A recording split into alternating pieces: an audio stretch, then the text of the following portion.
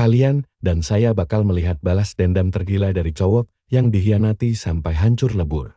Di game ini, pemula memang cuma dianggap sampah tak berguna tanpa ada bantuan sama sekali. Karakter utama kita dihina karena terlalu lemah sampai kesulitan mencari kelompok. Namun, cewek ini mendadak datang dan mengajaknya bergabung. Begitu keluar gerbang kota, dia langsung memuji penampilan si cowok. Katanya, si cowok kelihatan gagah mirip satria asli. Pujian sederhana itu langsung membuat kepalanya traveling membayangkan masa depan indah bersama. Mulai dari ciuman pertama, menikah, hingga punya anak. Tapi, saat tiba di area sepik, cewek itu malah menusuk jantungnya, memakai tongkat sihir secara literal. Sambil sekarat di tanah, dia bertanya kenapa cewek itu tega merampok barang bawaannya yang murah. Si cewek tertawa dan mengejeknya miskin. Bahkan menyebutnya anak pengemis, karena cuma punya barang rongsokan. Setelah sukses menginjak-injak harga diri si cowok dengan kata-kata kejam itu, dia langsung menghabisinya karena muak melihat pecundang. Rupanya, pembunuhan ke-1000 terhadap pemula ini membuka kelas rahasia yang membuatnya dinobatkan sebagai dewi pertama dalam game Chrono Life. Sambil tersenyum puas, sang dewi pergi untuk menyelesaikan misinya. Sementara itu, pemain yang tewas terkena penalti berat hidup kembali di kota terdekat dengan kehilangan setengah level dan kekuatannya. Sambil menahan amarah karena terus diremehkan, karakter utama kita, Jiu, memutuskan nekat menempa semua perlengkapan pemulanya demi meningkatkan kekuatan. Dia memulainya dengan mencoba menempa pedang barunya, tapi gagal total. Penasaran, dia beralih menempa sarung tangannya agar seimbang. Namun hasilnya tetap hancur lebur. Setelah berkali-kali memukul palu, semua barangnya malah hancur tanpa ada satupun yang berhasil. Masa depannya di game seakan sirna sampai dia hanya bisa menangis. Tiba-tiba, sebatang ranting kayu jatuh di dekatnya. Itu cuma barang sampah gratisan pemula yang biasa dibuang orang-orang. Seketika, pikiran anehnya muncul saat menatap ranting itu. Iseng menempa sekali, ternyata berhasil mendapat tambahan 1 kerusakan. Dicoba lagi, sukses lagi. Karena kesal dengan ironi ini, Jiu berniat menempa kayu busuk itu sampai patah. Tangannya sampai gemetar kelelahan saat ayunan palu terakhir mendarat. Hebatnya, kayu rongsokan itu justru berhasil ditempa hingga tingkat maksimal 99. Saking kagetnya, Jiu sampai tidak sengaja menjatuhkan ranting itu. Nah, perhatikan baik-baik bagian ini saat kayu itu menyentuh tanah. Sistem menganggapnya sebagai serangan, memicu ledakan terdahsyat sepanjang sejarah manusia yang hampir membelah bumi kita menjadi 2 bagian. Di tengah puing kehancuran, berbagai notifikasi sistem mendadak bermunculan secara menggila. Dia resmi memecahkan rekor pembunuhan terbanyak dalam sekali serang dengan menewaskan 850.617 pemain. Sadar dirinya memegang kekuatan paling tidak masuk akal dalam game, Jiu memutuskan memakai senjata ini untuk membalas dendam kepada semua orang yang meremehkannya, khususnya si gadis Dewi tadi. Namun, Jiu sangat miskin. Dia bahkan tidak punya uang untuk membeli baju baru. Saat berjalan, seorang pemain menabraknya, lalu marah-marah sambil mengancam. Jiu bergumam bahwa orang ini mencari masalah, lalu langsung mengayunkan ranting saktinya. Musuhnya langsung lenyap dan sebagian wilayah kota ikut terhapus dari peta. Orang-orang di sekitar langsung sadar dialah pelakunya.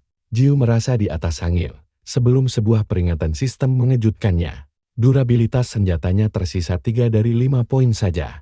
Artinya tinggal 3 kali serang sebelum hancur. Dia segera bersembunyi di gang sempit untuk berpikir keras mengatasi masalah genting ini. Sangat sia-sia memakai senjata terkuat di dunia yang terbatas ini cuma untuk membantai pemain biasa. Kali ini dia memutar otak dan bertekad menggunakannya demi meraih ketenaran dengan mengalahkan bos terkuat dalam game.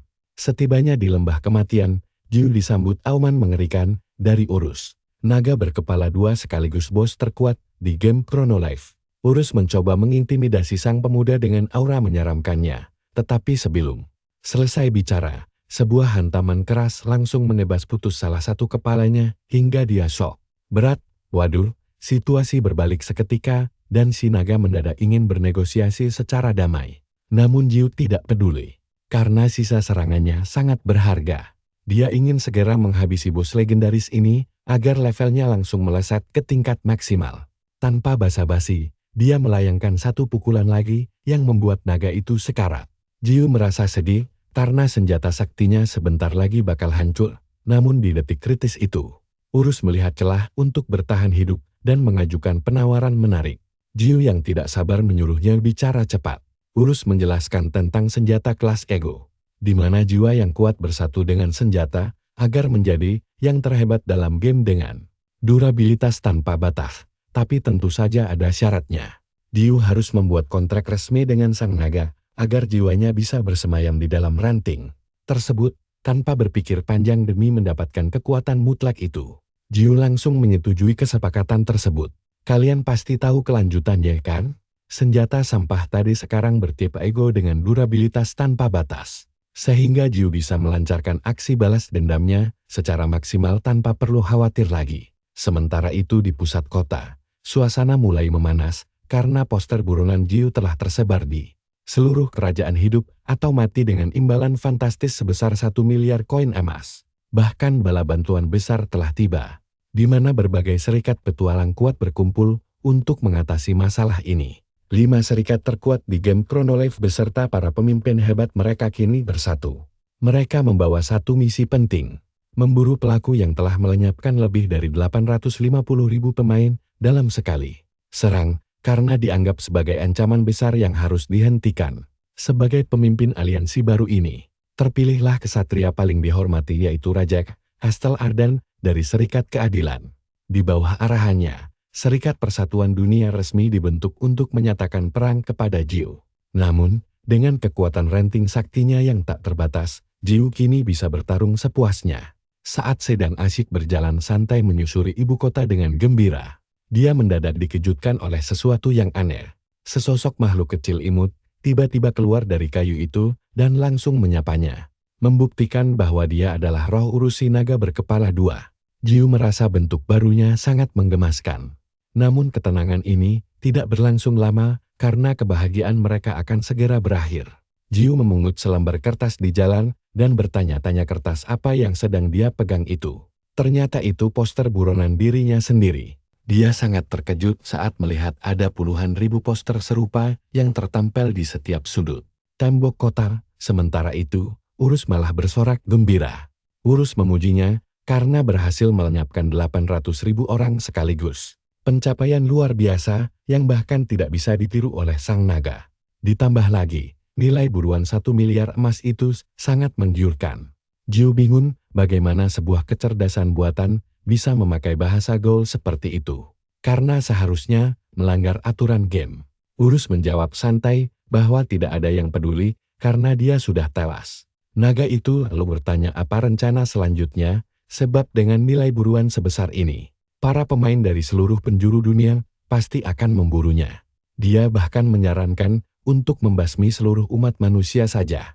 Jiu menoleh ke samping sambil teringat momen konyol saat menjatuhkan senjatanya ke tanah.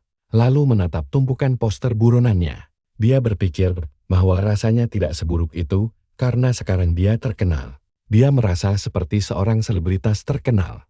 Karena situasinya sudah terlanjur basah seperti ini. Dia memutuskan untuk mengadopsi gaya hidup menyembunyikan kekuatan yang biasa dilakukan para pecundang. Urus yang kebingungan bertanya, apa arti singkatan tersebut? Jiu menjelaskan bahwa itu adalah konsep di mana seorang petarung yang sangat kuat berpura-pura menjadi sosok pecundang lemah di depan umum.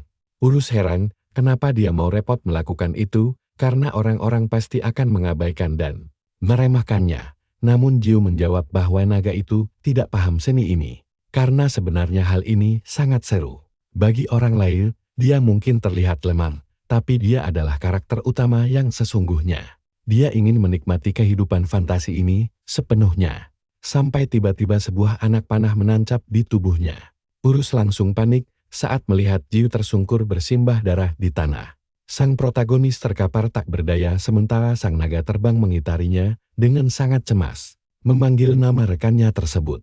Di atas atap kastel, seorang pemanah ulung mengawasi sambil memegang busur langka berwarna biru. Muda terang, dia berteriak memberitahu pasukannya bahwa serangan pertamanya sukses mengenai sasaran dengan telak.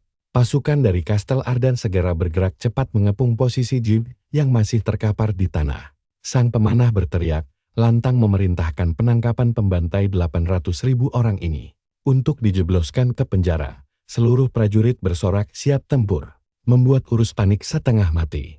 Nah, kalian dan saya harus bersabar menunggu kelanjutan kisahnya untuk melihat aksi balas dendam. Atik berikutnya. Bersiaplah, karena kita akan melihat aksi gila dari karakter utama kita. Urus panik menyuruh abangnya bangun, memperingatkan bahwa keroyokan manusia lemah pun bisa berbahaya. Tapi dengan panah menancap di dada, Jiu malah bangkit menantang pasukan Ardan. Prajurit lawan berteriak kaget melihat musuh bangkit.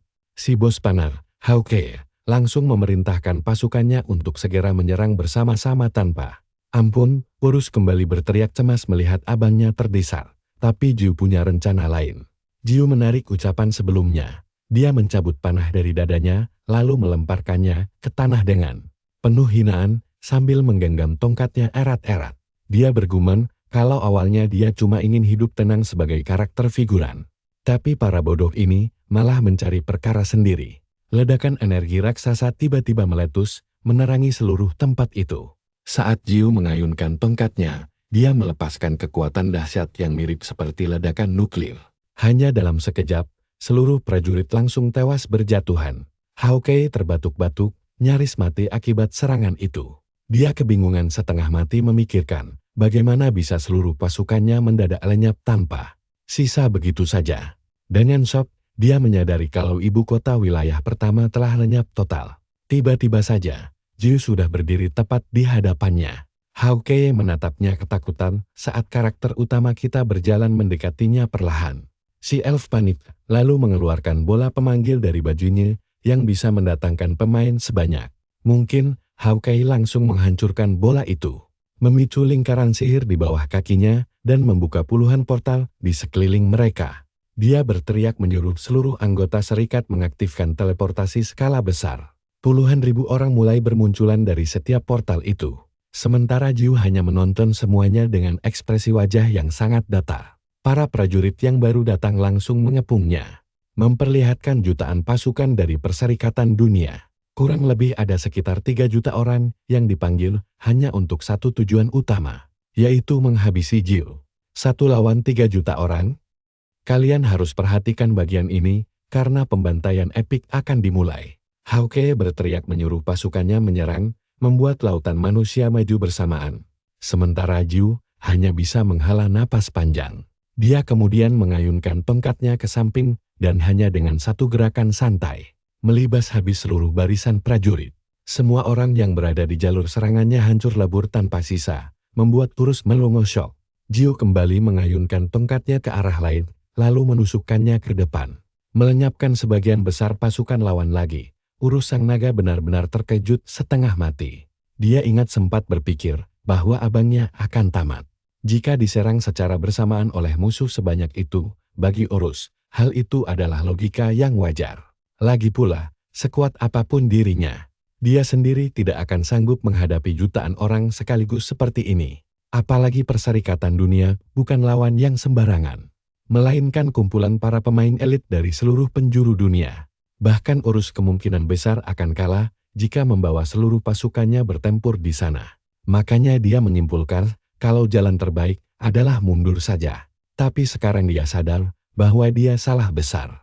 Memanfaatkan celah yang ada, beberapa prajurit langsung merangsak maju membawa pedang dan tombak mereka. Mereka melompat ke arah Jiu untuk menusuknya. Tapi sang karakter utama hanya menggerakkan tongkatnya sedikit, melenyapkan mereka semua dengan sekali sentuh. Satu barisan pasukan musuh kembali terbelah menjadi 2 bagian. Di kejauhan, penyihir bernama Abracadabra dibantu para asistennya mulai mempersiapkan mantra sihir. Yang kuat, Jiu menyadari pergerakan mencurigakan di belakangnya, lalu menoleh dan melihat lingkaran sihir raksasa terbentuk di langit. Abracadabra merapalkan mantra kehancuran kuno yang sangat mematikan untuk melenyapkan Jiu. Pancaran energi raksasa langsung melesat cepat ke arahnya, membuat sang karakter utama menatap serangan itu dengan wajah sedikit terkejut. Dia bergumam santai kalau nama sihir itu lumayan keren.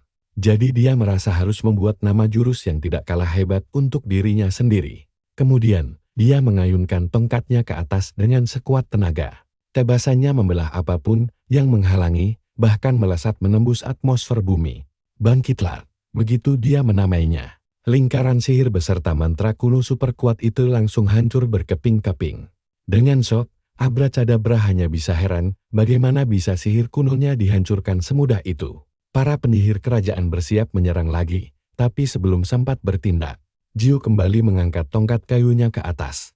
Dia menyebut serangan ini sebagai serangan biasa. Tebasan itu membelah apapun di depannya hingga mementalkan para penyihir. Hasil pertempuran 1 lawan 3 juta orang ini bukan cuma gila, tapi benar-benar bencana. Serikat perserikatan dunia hancur lebur tanpa sisa. Hawkeye berlutut lemas di tanah, dengan keringat dingin bercucuran karena ketakutan. Dia terus bergumam tidak percaya dengan apa yang baru saja terjadi, sampai Jiu muncul.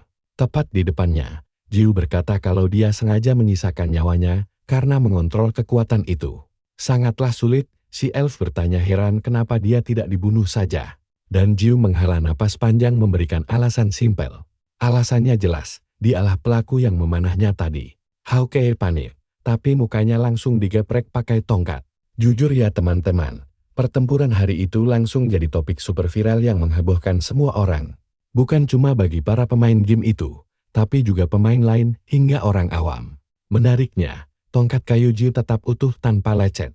Jiu mengamatinya sambil menghabisi si elf, lalu Urus memujinya luar biasa. Urus memuji kekuatan abangnya yang tiada tanding. Dan Jiu membalas kalau dia sempat heran kemana naga itu pergi.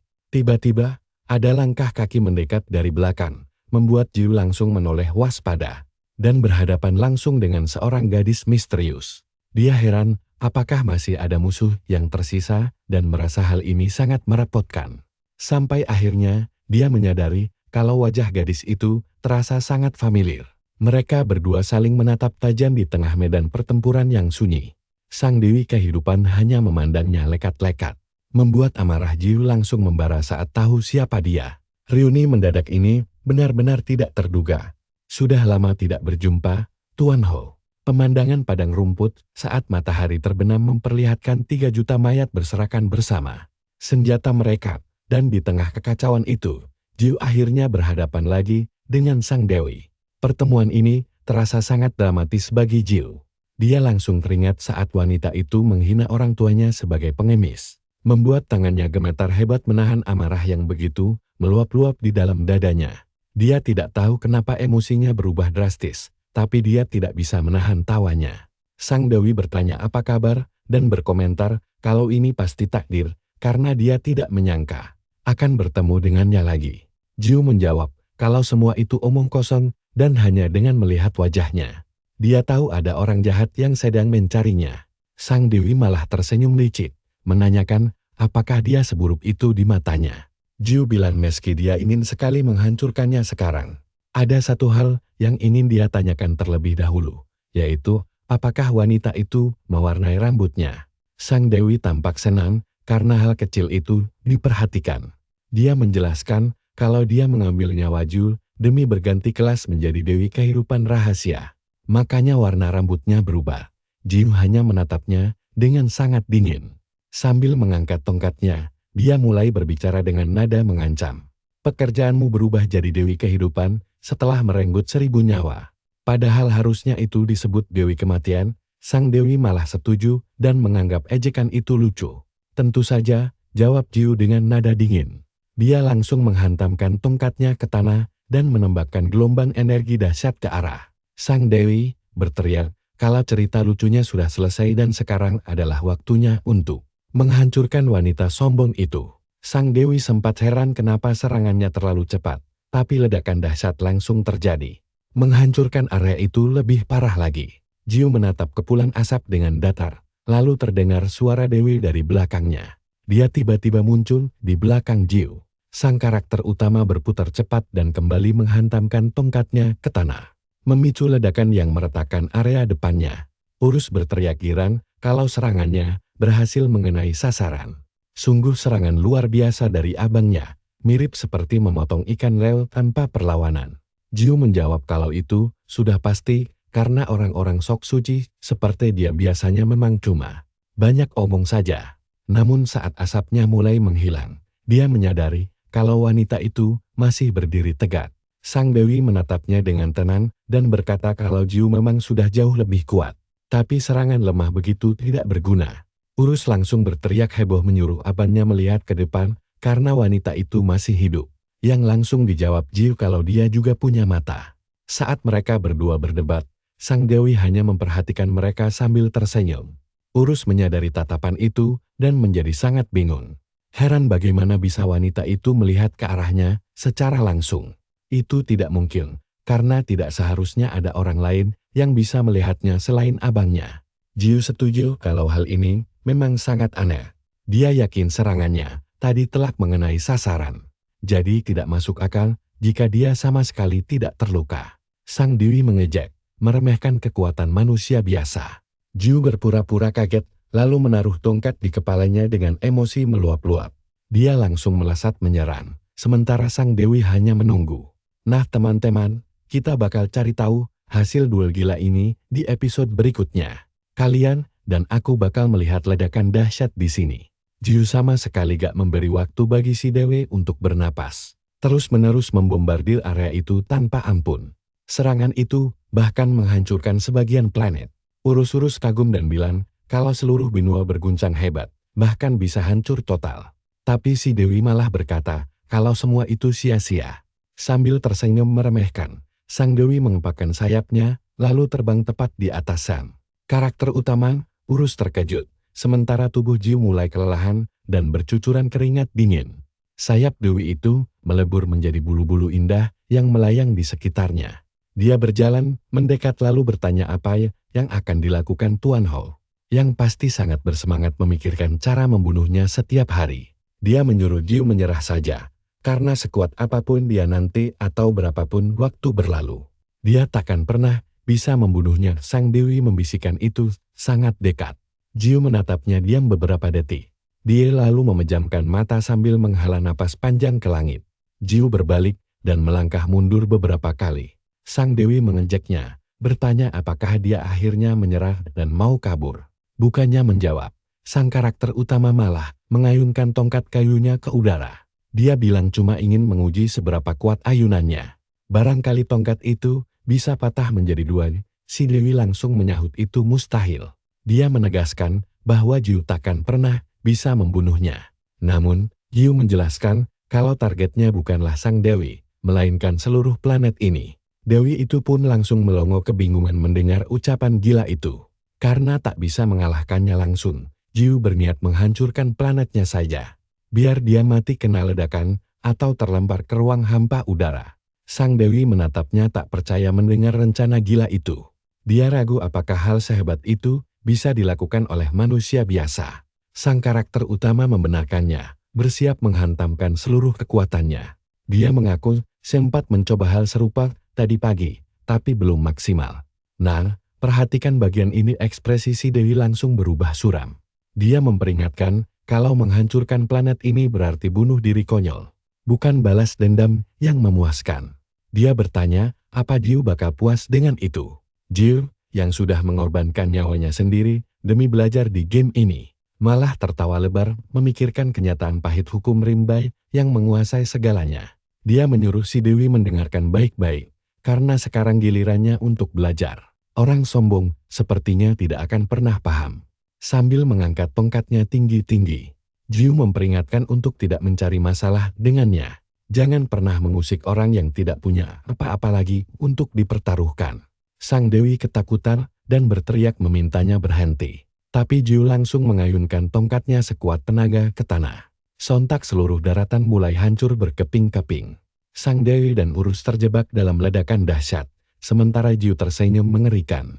Seluruh tempat itu langsung terbelah menjadi 6 bagian besar. Bumi pun terbelah dengan proporsi serupa, lalu meledak layaknya sebuah supernova raksasa. Dampaknya mengguncang seluruh semesta game Chronolife, melenyapkan semuanya hanya dengan satu hantaman berkekuatan penuh dari Jiu. Barisan data error mulai memenuhi layar komputer. Sementara di dunia nyata, dalam sebuah ruangan berisi kapsul realitas virtual, seorang penjaga ketiduran saat bekerja sebelum dikagetkan teriakan histeris. Seorang pemain mengamuk frustrasi karena terdepak keluar dari game Chronolife secara tiba-tiba. Dia bingung kenapa koneksinya terputus padahal belum menghadapi bos terakhir. Pemain lain pun mulai ikut panik menanyakan situasinya. Mereka menuduh si penjaga sengaja mematikan saklar utama yang dilarang keras. Penjaga yang panik itu menyuruh mereka tenang dan menjelaskan kalau ini bukan karena mati lampu atau sekring putus. Seorang pemuda menduga ini masalah server dari Crowley, perusahaan pembuat game tersebut. Tiba-tiba saja, pemain lain berteriak histeris mengabarkan kalau ada pengumuman darurat di situs resmi mereka. Pemberitahuan itu membenarkan adanya kerusakan parah pada server Chronolife dan jadwal buka kembali akan diumumkan nanti. Semua orang shock karena tidak menyangka server game sebesar itu bisa tumbang. Anehnya, ada satu pemain yang masih terhubung di sana. Kapsulnya masih menyala aktif meski server pusat mati total. Di dalam game, sistem mulai memunculkan notifikasi sinkronisasi data terbaru. Sistem memperbarui sistem ke versi 1.7, dengan jumlah pemain aktif hanya 1 orang. Di sana, Jiu mendapati dirinya terdampar sendirian di ruangan kosong penuh data melayang. Dia kebingungan setengah mati dan heran kenapa bisa ada di sana. Tiba-tiba, suara misterius menyebutkan ST-389, nama planet indah yang baru saja dia hancurkan. Ternyata itu adalah tempat favorit ibu mereka di alam semesta keempat.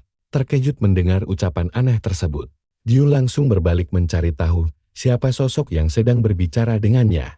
Pria berambut pirang itu menyuruhnya diam. Lalu sambil tersenyum misterius, dia mengaku sebagai Tuhan. Sang karakter utama hanya menghela napas malas dan menganggap itu bukan urusannya sama sekali. Jiu malah menanyakan keberadaan seorang wanita berambut hitam di sekitar sana. Tuhan menjawab kalau hanya ada mereka berdua di sini. Diperkuat dengan layar sistem yang muncul di hadapan Jiu. Kalian juga pasti heran melihat reaksi Tuhan selanjutnya. Dia membentak Jiu karena sudah melenyapkan semua orang dalam ledakan dahsyat itu. Hingga tidak ada lagi makhluk hidup yang tersisa. Bukannya merasa bersalah, sang karakter utama malah tertawa lepas sampai membuat Tuhan kebingungan. Jiu berteriak gembira karena merasa balas dendamnya kini telah berhasil dituntaskan sepenuhnya. Inilah tujuan utamanya bermain game ini. Jiu kemudian memanggil Urus untuk merayakan kemenangan mereka. Namun tidak ada respons apapun yang terjadi setelah panggilannya berkali-kali berkumandang. Jiu menghentakkan tongkatnya ke tanah, memanggil naganya lagi. Tuhan mengingatkan kalau cuma ada mereka berdua di sana. Jadi jangan harap peliharaan itu akan muncul. Sang karakter utama pun mulai curiga. Jika sisa satu pemain, dia bertanya apakah sosok di depannya itu karakter non-pemain atau administrator game. Tuhan menjawab bukan keduanya. Saat berniat mengungkap jati dirinya, tiba-tiba ruang dimensi retak hebat. Bunyi retakan keras itu langsung memotong penjelasannya. Dia mengeluh karena ada sesuatu yang mengganggu pembicaraan mereka. Sinar terang mendadak muncul di tengah ruangan dan langsung menyorot wajah Jiu. Tuhan berpamitan dan menyuruh Jiu menyapa si makhluk berbulu untuknya.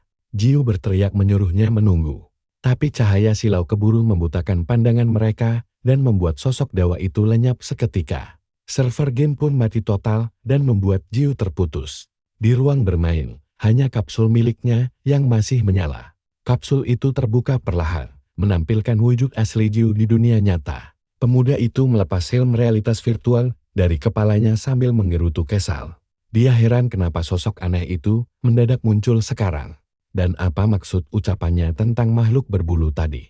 Saat itulah, dia melihat pria pirang cerutu di mulutnya sedang menatapnya tajam. Pria itu mendekat sambil menyebutkan detail profilnya. Nama Li Jiu, usia 21 tahun. Sudah bermain game Chronolife selama 3 bulan dengan senjata andalan berupa tongkat kayu level 99. Jiu membenarkannya, lalu bertanya siapa sebenarnya pria di depannya ini. Pria itu membuka kacamata dan mengaku ingin merebut tongkat sakti miliknya. Jiu pun merenungi nasibnya, padahal dia hanyalah mahasiswa biasa yang sangat gemar bermain game Chronolife. Sebelumnya dia cuma pemula biasa. Tapi beruntung bisa menciptakan tongkat level 99.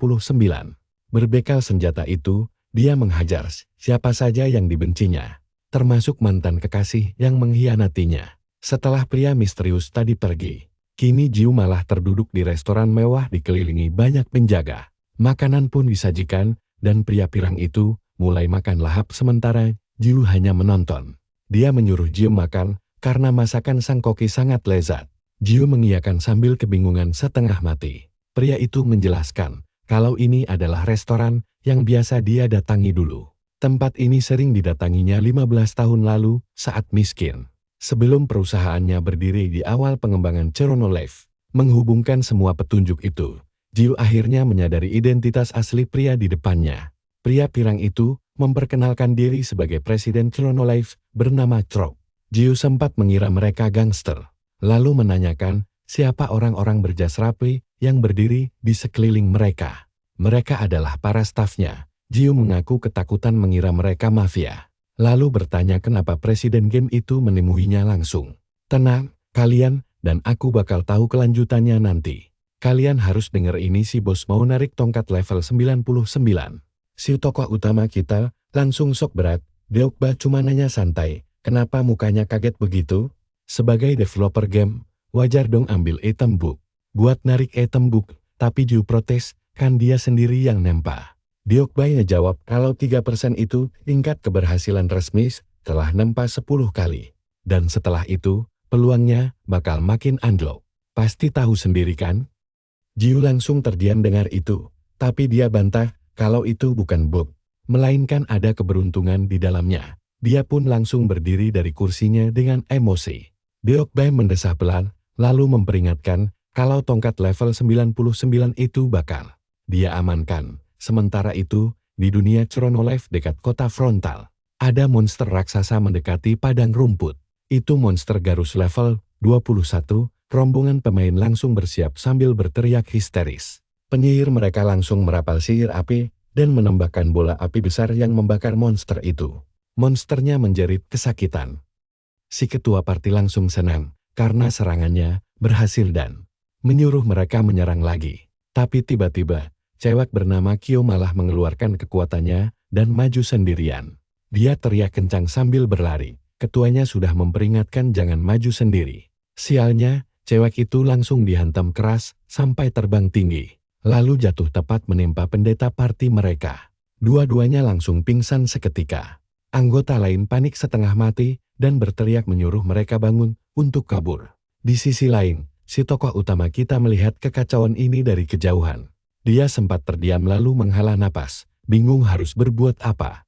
Di sebelahnya, Urus dengan santai makan ayam sambil nanya, apa rencana Hyungnya itu? Jiu berpikir sejenak. Dia memegang tongkatnya sambil melihat status normalnya yang biasa saja. Dia jadi teringat obrolan di restoran tadi. Saat Deokba bilang mau menyita tongkat plus 99 miliknya. Jiu tentu saja langsung cemas setengah mati, tapi si bos menegaskan itu sudah keputusan perusahaan. Jiu sempat protes karena tidak adil. Tapi Deokba menjelaskan kalau dia sudah menyelidikinya sendiri. Ternyata tongkat itu murni keberuntungan, bukan bug. Mulai sekarang, perusahaan tidak akan ikut campur lagi. Mau dia mengalahkan bos terkuat, membantai 3 juta orang, atau menghancurkan planet sekalipun. Semua terserah dia sebagai pemain. Setelah itu, Deokba menambahkan sayur asin ke dalam sup kuahnya dan menawarkannya ke Jiu. Sambil bilang, kalau keputusan mau memakannya atau tidak ada di tangan Jiu. Jiu memegang piringnya, lalu berdiri dari meja makan. Tapi tiba-tiba, nenek pemilik restoran malah menggetok kepala Deokba dengan keras sambil mengomeli kelakuannya yang aneh-aneh saja. Dia diomeli karena merusak kuahnya. Si nenek mengeluh kalau dia bisa gila. Secara dia sudah semalaman menyiapkan kaldu tulang terbaik khusus untuknya. Tapi malah dirusak begitu saja oleh Deokba. Melihat itu, Jiu menurunkan piringnya. Nah, disinilah cerita ini mulai seru. Kalian harus fokus ke tongkat Jiu saat dia teringat rasa sup sayur asin itu. Sebelum fokusnya mendadak teralihkan oleh suara ketua parti sebelah yang sedang mengumpat kasar. Dia memaki Kyonuka sebagai pemain beban yang tidak berguna. Karena tidak bisa menjaga posisinya yang merupakan aturan dasar berburu kelompok. Kata ketuanya, dia cuma jadi pengacau di tim. Gara-gara si beban ini pula, perburuan mereka jadi terhambat hanya karena dia ikut bergabung. Saat itulah, Jiu mendadak teringat permintaan dari Deokba. Deokba sempat bilang kalau meski terdengar mencurigakan, Chronolove adalah game yang sangat bagus dengan kebebasan, romansa, dan petualangan fantastis. Sebuah dunia fantasi yang jauh lebih luas dari perkiraan siapapun. Makanya, dia menyarankan Jiu untuk tidak merusak game ini dan nikmati saja petualangannya. Saat Jiu sedang merenungi hal itu, tiba-tiba si ketua party meludahi sal cewek itu tepat sasaran. Dia menyuruhnya pergi karena ogah berburu bareng. Lalu berbalik pergi sambil mengejek barang bawaan cewek itu. Akhirnya Xun ditendang dari party. Jiu hanya bisa menonton kejadian tidak adil tersebut sambil menghela napas pasrah. Meski merepotkan, tapi ya begitulah kejamnya hukum rimba dunia game. Mengingat omongan Deokbah, dia pun memutuskan untuk menikmati game ini dengan caranya sendiri yang unik. Lagi pula, dia ingin rasa sup sayur asinnya terasa mantap. Sambil menggenggam niat itu, dia mengayunkan tongkatnya dan melepaskan energi dahsyat ke arah rombongan tadi, namun mendadak menghentikannya karena mendengar teriakan kencang. Jiu menoleh ke belakang, melihat Qian berteriak kalau game ini sampar dan menyuruh semua orang pergi ke neraka. Dia memaki mereka yang tidak tahu barang bagus. Pasti kalian juga kepikiran hal yang sama kan? Jiu melihat cewek itu ngamuk soal pedang mahalnya. Persis seperti dirinya dulu yang sempat dipandang aneh oleh semua orang karena pedang sampahnya. Qian berteriak kencang kalau dia tidak butuh siapapun dan bersumpah tidak akan pernah bergabung dengan kelompok manapun untuk berburu. Dia bakal main solo saja. Jiu hanya bisa garuk-garuk kepala. Tiba-tiba, cewek itu mendengar suara auman monster tepat di hadapannya. Ternyata dia sudah dikepung oleh kawanan monster mengerikan hingga membuatnya membeku ketakutan. Setengah mati di tempat tersebut, para monster itu membuka mulut lebar-lebar dan berlari kencang ke arahnya. Saat jarak makin dekat, Qian mencoba melindungi dirinya. Tapi mendadak Jiu melompat ke depannya sambil heran kenapa dia menolong. Dia langsung mengayunkan tongkatnya, melepaskan hantaman dahsyat ke arah monster-monster tersebut. Seketika, semuanya langsung lenyap tak bersisa. Saat asap mulai menipis, Qian yang sempat menutup mata pelan-pelan membukanya. Dan langsung bertatapan langsung dengan sang tokoh utama kita. Di atas mereka, langit tampak begitu bersih tanpa awan sedikit pun. Jiu sendiri heran, apakah dia bertindak atas rasa kasihan atau solidaritas belaka? Tapi ternyata bukan, karena keduanya. Dia menyelamatkannya cuma karena kelihatannya bakal seru saja. Sambil tersenyum lebar, Jiu membuat cewek itu kebingungan setengah mati. Jiu mendekatinya, meski situasi ini sebenarnya agak kacau dan membingungkan. Nah, inilah awal dari petualangan mereka sesungguhnya. Jiu langsung mengajak cewek itu berburu bersama dengan ramah. Tapi si cewek malah menyuruhnya pergi karena ogah berburu dengan pemula. Lalu meludah ke tanah sambil berjalan pergi. Jiu hanya melongo heran melihat awal yang kurang mulus ini. Sementara itu, di kota Seoul, aktivitas berjalan seperti biasa, namun semua mata tertuju pada ponsel. Mereka sebuah peristiwa menggemparkan dunia yang kini disebut sebagai Hari Penghakiman. Perdebatan sengit pun membanjiri komunitas game global. Semua orang penasaran, siapa sebenarnya pemain yang telah menghabisi 800.000 orang tersebut, apakah dia dewa perang terkuat Chronolife? Namun, ada yang menganggap itu semua omong kosong belaka. Dia meragukan gelar terkuat itu, menuduh kalau itu cuma karena bug atau hacker menjijikan. Pendapat yang terdengar cukup masuk akal. Secara melawan 3 juta musuh sekaligus itu benar-benar tidak masuk akal sehat. Jumlah luar biasa yang mustahil ditembus hanya dengan bermodalkan status murni atau kontrol mekanik game saja. Komunitas menuntut keadilan agar akun peretas itu diblokir selamanya dan tim developer segera bertindak. Semua orang menunggu keputusan resmi perusahaan. Dan akhirnya, pengumuman yang dinanti pun tiba. Saat para pemain menuntut hukuman berat, tim Chronolife justru menyatakan kalau pemain yang dimaksud adalah user biasa. Berdasarkan penyelidikan mendalam, dia bukanlah peretas atau pemakai bot. Semua orang langsung terkejut setengah mati mendengarnya. Dan begitulah kontroversi besar ini akhirnya mereda. Di jalanan kota, orang-orang masih terus membicarakan kejadian luar biasa tersebut. Server game bahkan sampai tumbang hanya karena satu pemain ini.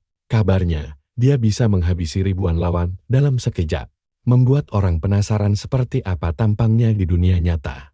Sebab wajahnya tertutup tudung di satu-satunya foto yang beredar. Sementara itu, Jiu tersenyum geli sambil terus mengikuti cewek yang baru diselamatkannya tadi di tengah keheningan jalanan sunyi.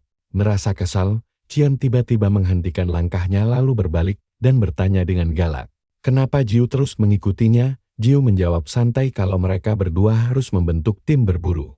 Memangnya siapa yang setuju? Dia menyuruh Jiu berburu saja dengan orang miskin dan mesum sepertinya. Jiu bingung, tapi Qian lanjut menunjuk ke arah pakaian kompang camping miliknya. Pakai celana dalam dibalik jubah dengan tongkat level 1 ampas. Dia ogah main sama No. Nah, petualangan kocak ini baru dimulai dan kita bakal lihat kelanjutannya nanti. Kalian harus lihat ini, si tokoh utama kita baru saja mengalahkan musuh dalam sekali serang. Urus sampai heran. Ternyata gadis itu memejamkan mata saat diselamatkan. Membuat Jiu sadar dia tidak tahu dirinya sangat kuat. Senyum licik pun langsung muncul. Sambil berpikir untuk menyembunyikan kekuatannya dulu, dia langsung mengejar Ken dan berteriak, "Mbok, tolong gendong aku dong." Gadis itu menoleh dengan bingung. Lalu Jiu menjelaskan bahwa sebenarnya dia hanyalah pemain baru yang tidak tahu apa-apa. Tidak tahu apa-apa tentang game ini dan meminta bantuan sang master untuk membimbingnya. Panggilan master itu langsung membuat Qian kegirangan. Mengingat dulu dia selalu diremehkan oleh ketua parti lamanya. Makanya, dipanggil master membuatnya sangat bersemangat. Urus sampai bingung melihat kelakuan kakaknya. Tapi Jiu berbisik bahwa berpura-pura lemah adalah langkah pertama dari rencana rahasianya untuk menyembunyikan kekuatan. Naga itu akhirnya ingat rencana yang pernah dibahas sebelumnya. Qian berdeham, mencoba terlihat berwibawa, dan berkata bahwa meski agak memalukan, dia memang tipe orang yang suka menolong pemula. Dia pun mengajak Jiu masuk ke partinya dan berjanji akan membantunya sekali ini saja. Qian sendiri adalah petarung level 24 yang semua poin statusnya cuma fokus pada kekuatan fisik saja. Di dekat gerbang Dungeon dekat kota awal, Qian langsung menerjang monster yang berteriak. Dia melayangkan pukulan super keras hingga membuat monster beruang kelinci level 4 itu muntah, darah, dan terpental jauh. Tanpa memberi waktu untuk membalas, monster lain mendadak muncul dari belakang. Tapi Qian dengan gesit menghindar lewat lompatan udara. Sambil menghela napas, dia langsung melakukan putaran salto di atas kepala monster tersebut. Beruang kelinci itu mendongak kaget saat Qian mendarat dengan tendangan mautnya. Jurus injakan naga jatuh itu langsung menghempas si monster ke tanah. Kelinci lain yang bingung segera berkumpul untuk mengepungnya. Qian langsung memasang kuda-kuda bertarung sambil menantang mereka semua untuk maju bersamaan. Sementara itu, Jim yang duduk santai di tanah memperhatikan aksinya dan berpikir kalau Qian ternyata lumayan jago juga. Urus pun setuju dengan kakaknya. Tapi si tokoh utama berkomentar bahwa dikepung banyak monster seperti itu tetap saja berbahaya. Meski level mereka rendah, Urus langsung menjawab kalau kekhawatiran itu tidak perlu. Karena manusia itu punya perlengkapan dewa, senjatanya saja seharga 10 juta gold. Jiu langsung berteriak syuk mendengar angka 10 juta won itu. Lalu Urus menambahkan bahwa semua perlengkapannya sangat luar biasa. Dengan total nilai mencapai 100 juta. Jiu heran bagaimana seorang pemula bisa punya barang semahal itu. Hingga akhirnya naga itu membongkar rahasia kalau gadis ini adalah tipe pemain pay to win. Nah, coba perhatikan bagian ini. Jiu langsung teringat teriakan Qian sebelumnya soal orang-orang bodoh yang tidak tahu kualitas barang mahalnya. Dia heran apakah gadis itu benar-benar menghabiskan uang sebanyak itu. Baginya, tidak ada alasan logis untuk membuang 100 juta di game. Tiba-tiba, Qian berbalik dan berteriak ke arah Jiu agar tidak cuma duduk malas-malasan meski sedang dibantu, lalu menyuruhnya memukul musuh pakai tongkatnya. Jiu yang bingung hanya bisa diam saat gadis itu terus mendesaknya untuk bertarung sendiri agar bisa lebih cepat kuat, bukannya menjadi beban tak berguna. Saat asyik mengomel, seekor beruang kelinci mencoba menyerang dari belakang. Qian yang tidak sadar bahaya terus mengoceh tentang sikap Jiu yang tidak punya kemauan untuk berkembang, namun dengan santai Jiu hanya menyentuhkan tongkat kayunya ke arah monster yang mendekat tersebut. Seketika monster itu langsung hancur lebur tanpa sisa hingga lenyap tak berbekas. Qian menoleh dengan bingung, bertanya-tanya fenomena apa itu dan mengapa tiba-tiba ada hembusan angin kencang di dalam dunia. Jiu pun panik dalam hati karena dia benar-benar bingung bagaimana cara menahan kekuatannya agar tidak kelepasan. Tiba-tiba saja sebuah pesan masuk ke akun Qian yang memerintahkannya untuk segera keluar dari game sekarang juga. Karena acaranya akan dimulai 10 menit lagi. Sambil menghela napas panjang, Qian pamit pada Jiu bahwa dia harus keluar sebentar selama 30 menit dan menyuruhnya untuk tetap lanjut berburu monster sendirian. Jiu hanya bisa kebingungan dengan sikapnya yang seenak jidat itu. Dia penasaran apa pekerjaan asli gadis itu sampai bisa membuang uang 100 juta untuk game. Urus menduga kalau dia mungkin anak orang kaya raya. Kamera kemudian berpindah ke sebuah gedung mewah. Di dalam kamar, Qian terlihat sedang berbaring memakai helm realitas virtualnya. Dia segera keluar dari game Chrono Life, lalu beranjak dari tempat tidurnya sambil menghela napas. Dia memandangi alat itu sambil tersenyum manis saat membayangkan si tokoh utama. Tapi tunggu dulu, kalian pasti tahu momen santai ini gak akan bertahan lama karena pintu kamarnya mendadak didobrak kasar oleh sang produser. Produsernya marah besar melihat Qian masih asik bermain game dan menuduhnya ingin berhenti bekerja. Qian balas berteriak bahwa dia baru saja melepaskannya dan menyuruh sang produser untuk membuka matanya lebar-lebar. Namun, dia malah dicap sebagai pecandu game berat. Produser itu langsung menyuruh Qian untuk cepat-cepat bersiap dan duduk karena waktu mereka tinggal kurang dari 10 menit lagi sebelum acara dimulai. Dia juga terus mengomel karena Qian lagi-lagi memakai kacamata saat bermain game. Padahal sudah dilarang karena bekas kacamata itu bisa tertinggal di hidung dan merusak penampilannya di depan kamera. Qian beralasan dia merasa cemas jika tidak memakai kacamata dan bekasnya bisa ditutupi riasan. Produsernya hanya menatap dingin, lalu menghela napas panjang sambil menggerutu betapa merepotkannya menghadapi sifat keras kepalanya itu. Namun dia harus segera meriasnya dengan cepat. Jika bukan karena Oan, dia pasti sudah mematahkan leher gadis itu sejak lama. Peralatan rias pun disiapkan, dan produser langsung melepas kacamata Qian sambil merapikan rambutnya yang terurai indah setelah ikat rambutnya dilepas. Sementara itu, di panggung acara musik, pembawa acara berteriak menyapa para penonton yang sudah setih menunggu penampilan penutup hari ini. Inilah penampilan puncak di panggung musik Banking. Dia adalah idol populer yang menduduki peringkat pertama selama 13 minggu berturut-turut. Sekaligus penyanyi berbakat masa kini, Han Sarang. Sarang pun mulai menyanyikan lagu tentang cinta pertamanya yang sangat menyentuh. Setelah itu, dia menyapa penonton dan memperkenalkan dirinya. Tapi siapa sangka, hobi rahasia sang idol papan atas ini adalah bermain game online kembali ke dalam dunia. Gerombolan beruang kelinci mulai berlarian menyerbu sang protagonis kita. Jiu bergumam bahwa dia harus berlatih sedikit sebelum gadis itu kembali ke dalam game. Urus bertanya latihan apa yang dimaksud. Sang protagonis menjelaskan bahwa untuk menyembunyikan kekuatannya, dia harus bisa mengendalikannya dengan baik. Singkatnya, dia akan mencoba menyerang musuh tanpa membunuh mereka. Tiba-tiba tampak gambaran ledakan dahsyat yang menyelimuti planet. Sesosok makhluk dewa memperhatikan semuanya sambil tersenyum.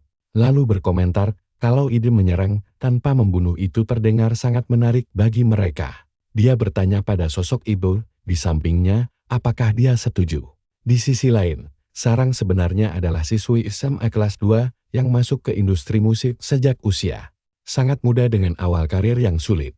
Namun kini, dia sukses membuktikan dirinya sebagai penyanyi terbaik. Seorang jurnalis pun memberi selamat karena tidak menyangka Sarang bisa memenangkan peringkat pertama sebanyak 14 kali berturut-turut. Jurnalis itu memuji lirik sedih lagu debutnya yang terinspirasi dari kisah Putri Duyung dan penasaran bagaimana dia bisa menulis lirik seindah itu. Sarang menjawab bahwa dia lebih suka menghabiskan waktu sendiri di rumah sambil membaca kumpulan puisi atau dongeng anak-anak. Jurnalis itu menebak kalau itulah alasan judul lagunya sangat unik. Dan Sarang menambahkan kalau produsernya melarang dia membahas dongeng anak-anak itu di depan umum. Karena dianggap memalukan dan kekanak-kanakan. Pewawancara dan seluruh penonton langsung dibuat kagum oleh jawaban polosnya. Dia berseru bahwa hobi itu sangat menarik dan Sarang mengucapkan terima kasih.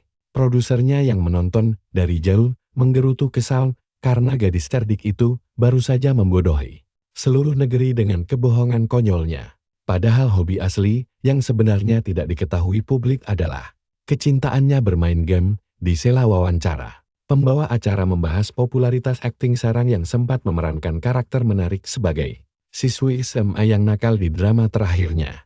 Sarang membenarkan dan mengaku kesulitan karena dia belum pernah mengumpat seumur hidupnya. Tapi kenyataannya, kepribadiannya di dalam game justru berbanding terbalik 180 derajat saat mengatai Jiu. Dia memarahinya dengan kasar karena sang master sudah kembali tapi Jiu bahkan tidak menyambutnya. Dengan sopan, Jiu yang kebingungan langsung bertanya sejak kapan dia menjadi masternya.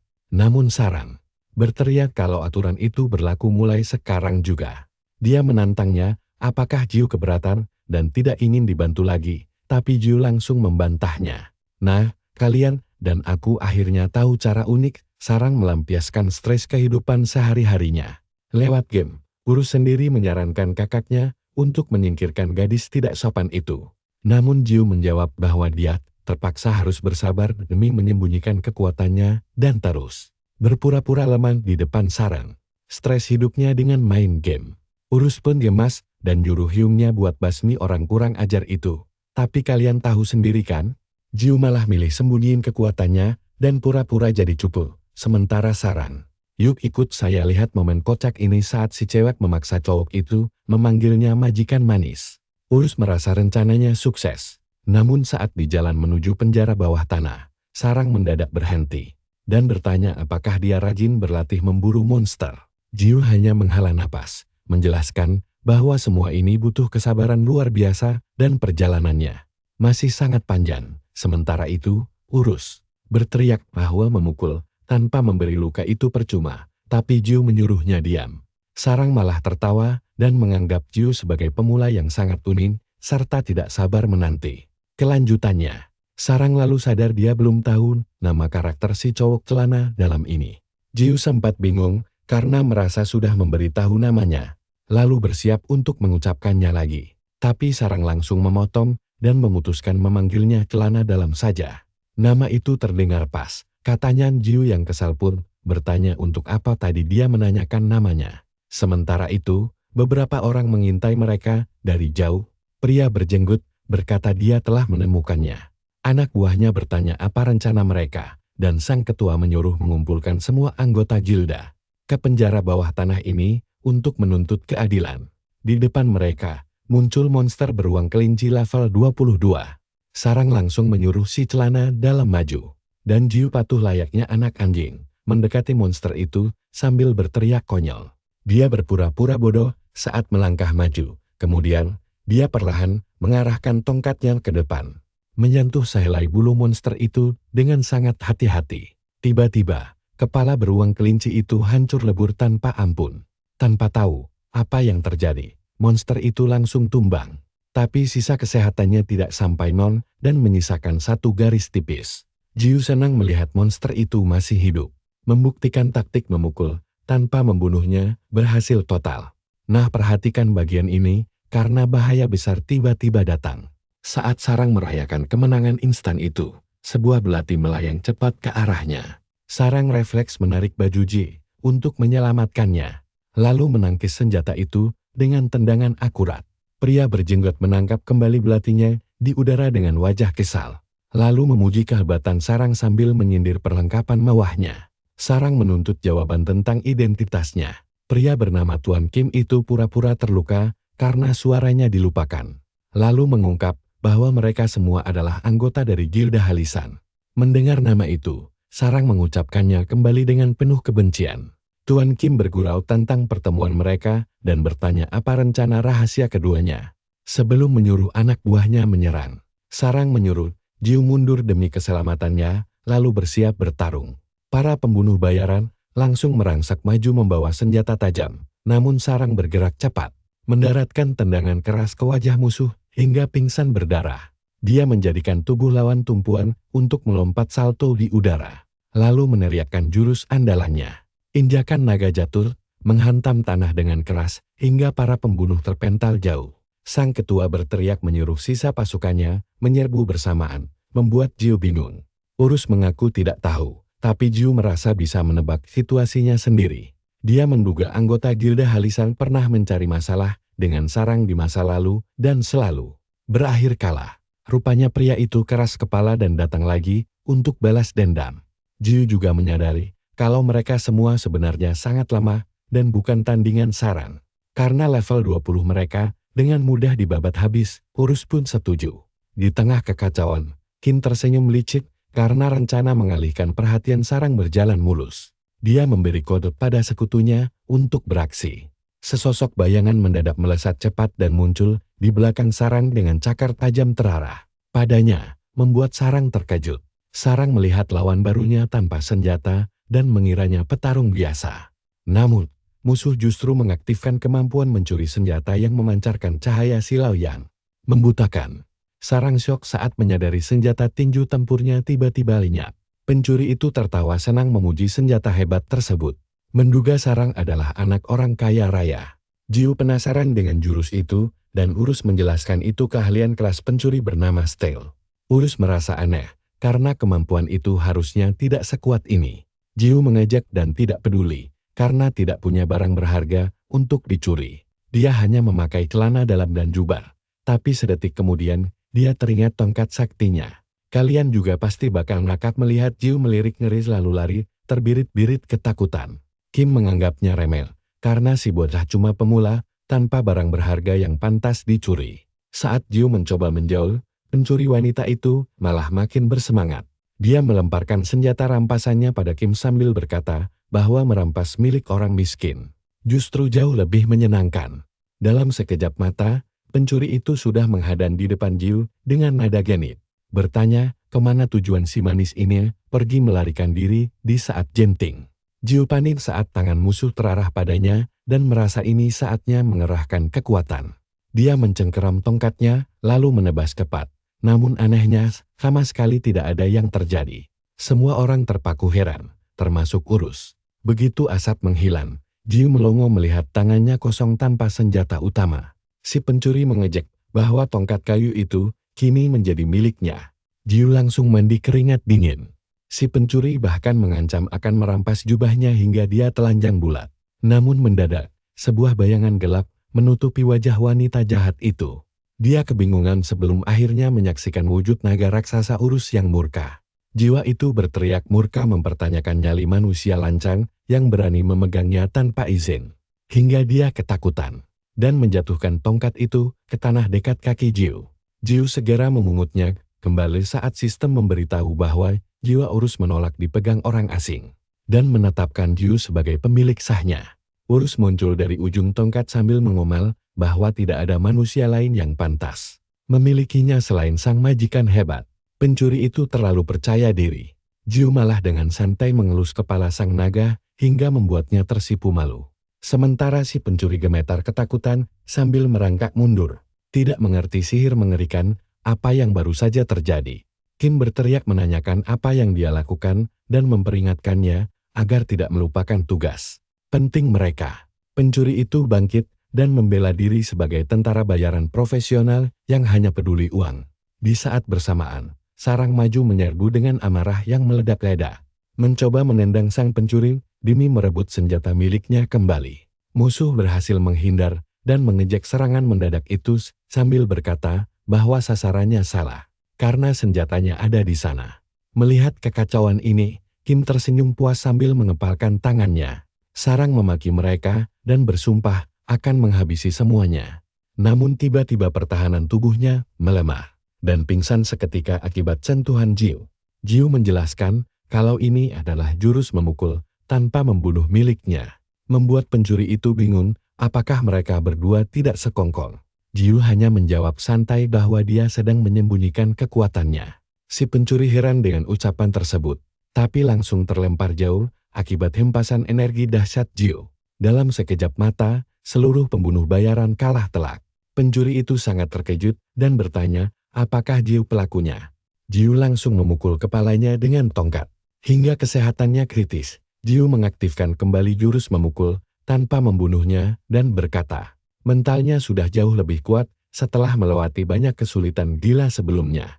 Tapi aksi pencuri tadi hampir membuatnya jantungan karena kehilangan tongkat saktinya. Gelombang kekuatannya langsung meledak hebat. Tiba-tiba Sarang terbangun di padang rumput terbuka. Nah, kita tunggu kelanjutan petualangan konyol mereka di video berikutnya ya. Sarang yang bingung melihat Jiu muncul dari balik pohon dan langsung berteriak memanggilnya si bocah celana dalam. Halo teman-teman, ayo ikuti petualangan kocak ini. Jadi, Jiu bilang ke Sarang kalau musuh sudah kabur karena mereka dekat Dungeon. Tapi Sarang malah bingung kenapa dia tiba-tiba pingsan. Sarang menyadari senjatanya sudah kembali di genggamannya. Jiu pun langsung bertanya tentang Buyut Halisan, mencari tahu pekerjaan mereka. Siapa mereka sebenarnya, dan apa rencana licik yang sedang mereka persiapkan. Wajah gadis itu memerah karena malu. Dia heran kenapa Jiu bersikap sangat baik, bahkan sempat curiga apa dia mau mati. Namun akhirnya dia tersenyum, menghela napas, dan memutuskan untuk menceritakan semuanya. Dia mau menjelaskan karena Jiu sudah terlanjur terlibat. Lalu bertanya, apa Jiu tahu istilah pay to win?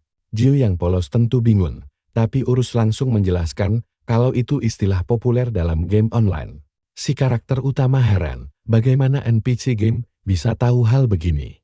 Dengan santai Urus menjawab kalau dia baru saja mencarinya di Wikipedia. Urus bahkan mulai membacakan definisi kaku dari situs tersebut. Tapi Sarang memotong penjelasannya agar lebih simpel. Intinya, mereka adalah pemain yang menghabiskan miliaran demi game. Jim pun menebak apakah yang dimaksud adalah Guild Halisan dan gadis itu langsung membenarkannya.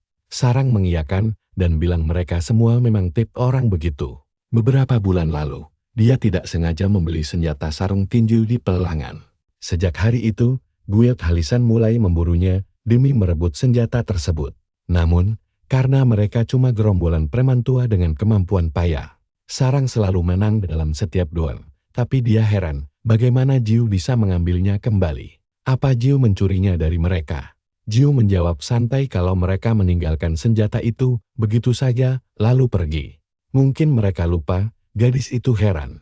Tapi dia yakin mereka pasti akan datang lagi mengejarnya, karena obsesi si tua bangka itu tidak main-main.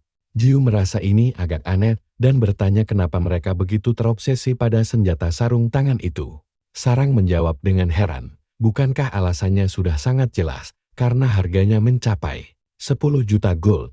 Jiu membalas justru, karena itulah segalanya terasa janggal. Orang-orang kaya ini rela menghabiskan miliaran. Tapi kenapa malah sangat terobsesi dengan senjata murah seharga 10 juta gold? Pasti ada rahasia besar di balik semua ini. Sementara itu, di markas Guild Halisan, darah Kim terciprat kemana-mana. Dia terluka parah dan tersungkur tepat di depan kaki bosnya. Kim berteriak minta ampun dan memohon diberikan satu kesempatan lagi. Perhatikan baik-baik bagian ini, teman-teman. Si ketua menyuruhnya diam dan memaki mereka tidak berguna. Karena tidak mau buang waktu lagi, dia menyerahkan misi ini kepada 4 Raja Langit. Kim melirik ke samping saat 3 orang mendekat ke hadapan bos. Raja Langit kedua mengeluh bahwa tidak adil jika Kim berada di divisi yang sama dengan mereka. Padahal kekayaannya hanya 100 juta gold. Raja Langit ketiga menimpali bahwa sejak awal mereka sudah menyarankan untuk mengusir si Kim kecil. Tapi masalah utamanya adalah karena ketua Hayang Nim yang hebat itu terlalu berhati lembut kepada bawahannya. Raja Langit pertama hanya terdiam membisu. Kemudian, Raja kedua berlutut di dekat Kim dan mengejeknya. Menyebut taktik menyewa tentara bayaran sangat menyedihkan dan itulah penyebab utama kegagalannya. Tetapi Raja pertama menyela dan meminta agar masalah ini diserahkan kepadanya. Sambil merapikan rambutnya, dia bergumam bahwa efek dari sarung tangan pembungkam itu akan segera aktif dalam waktu 12 jam. Mendengar itu, si bos langsung tertawa terbahak-bahak kegirangan. Dia berteriak bangga dipanggil Lord King dengan total kekayaan 12 miliar. Dia lalu memerintahkan anak buahnya untuk segera bergerak. Dia ingin menunjukkan kengerian dari Guild Halisan lewat festival darah yang akan dimulai. Tapi tiba-tiba, Jiu muncul di markas mereka sambil mengorek hidungnya dengan santai. Semua orang langsung melongo menatapnya. Suasana mendadak hening sampai Jiu memecahnya dengan tawa ejekan. Dia meledek sekumpulan bocah yang bangga dengan festival darah, bahkan menghina 4 Raja Langit. Sang Raja yang kesal langsung membentaknya. Jiu menantang mereka menebak sendiri siapa dia, lalu kembali mengorek hidungnya sebagai tanda meremehkan. Dia bergumam dalam hati, kalau akan merepotkan jika dia terus menyembunyikan kekuatannya demi melindungi sarang. Apalagi jika mereka terus mengganggu gadis itu. Sambil tertawa mengejek gelar konyol mereka, Jiu menegaskan bahwa dia akan mengakhiri semua keributan ini sekarang juga tanpa membuang-buang waktu lagi. Kalian pasti berpikir Jiu akan kerepotan, kan? Raja Langit yang murka langsung memerintahkan pasukannya menyerang. Mereka pun maju dengan kecepatan penuh dan serangan terkuat. Tapi Jiu hanya tersenyum tenang. Cukup dengan satu tebasan tongkat kayunya. Hempasan energi luar biasa langsung menyapu bersih semua musuh. Mereka semua tumbang hanya karena sebatang ranting pohon. Sementara itu di luar, seorang gadis berjalan mendekati rumah sambil bersenandung riang. Di dalam pertarungan, Raja Langit pertama mencoba menyerang Jiu. Namun langsung tersungkur memuntahkan darah segar akibat satu hantaman tongkat kayu. Tiba-tiba ledakan dahsyat membelah rumah itu menjadi dua bagian. Gadis yang mendekat tadi, sang Dewi Kehidupan, sempat terkejut, namun langsung tersenyum karena dia tahu persis siapa dalang di balik kekacauan ini. Sang ketua berteriak murka menyuruh seluruh sisa anggota Guild Halisan untuk menyerbu bersamaan.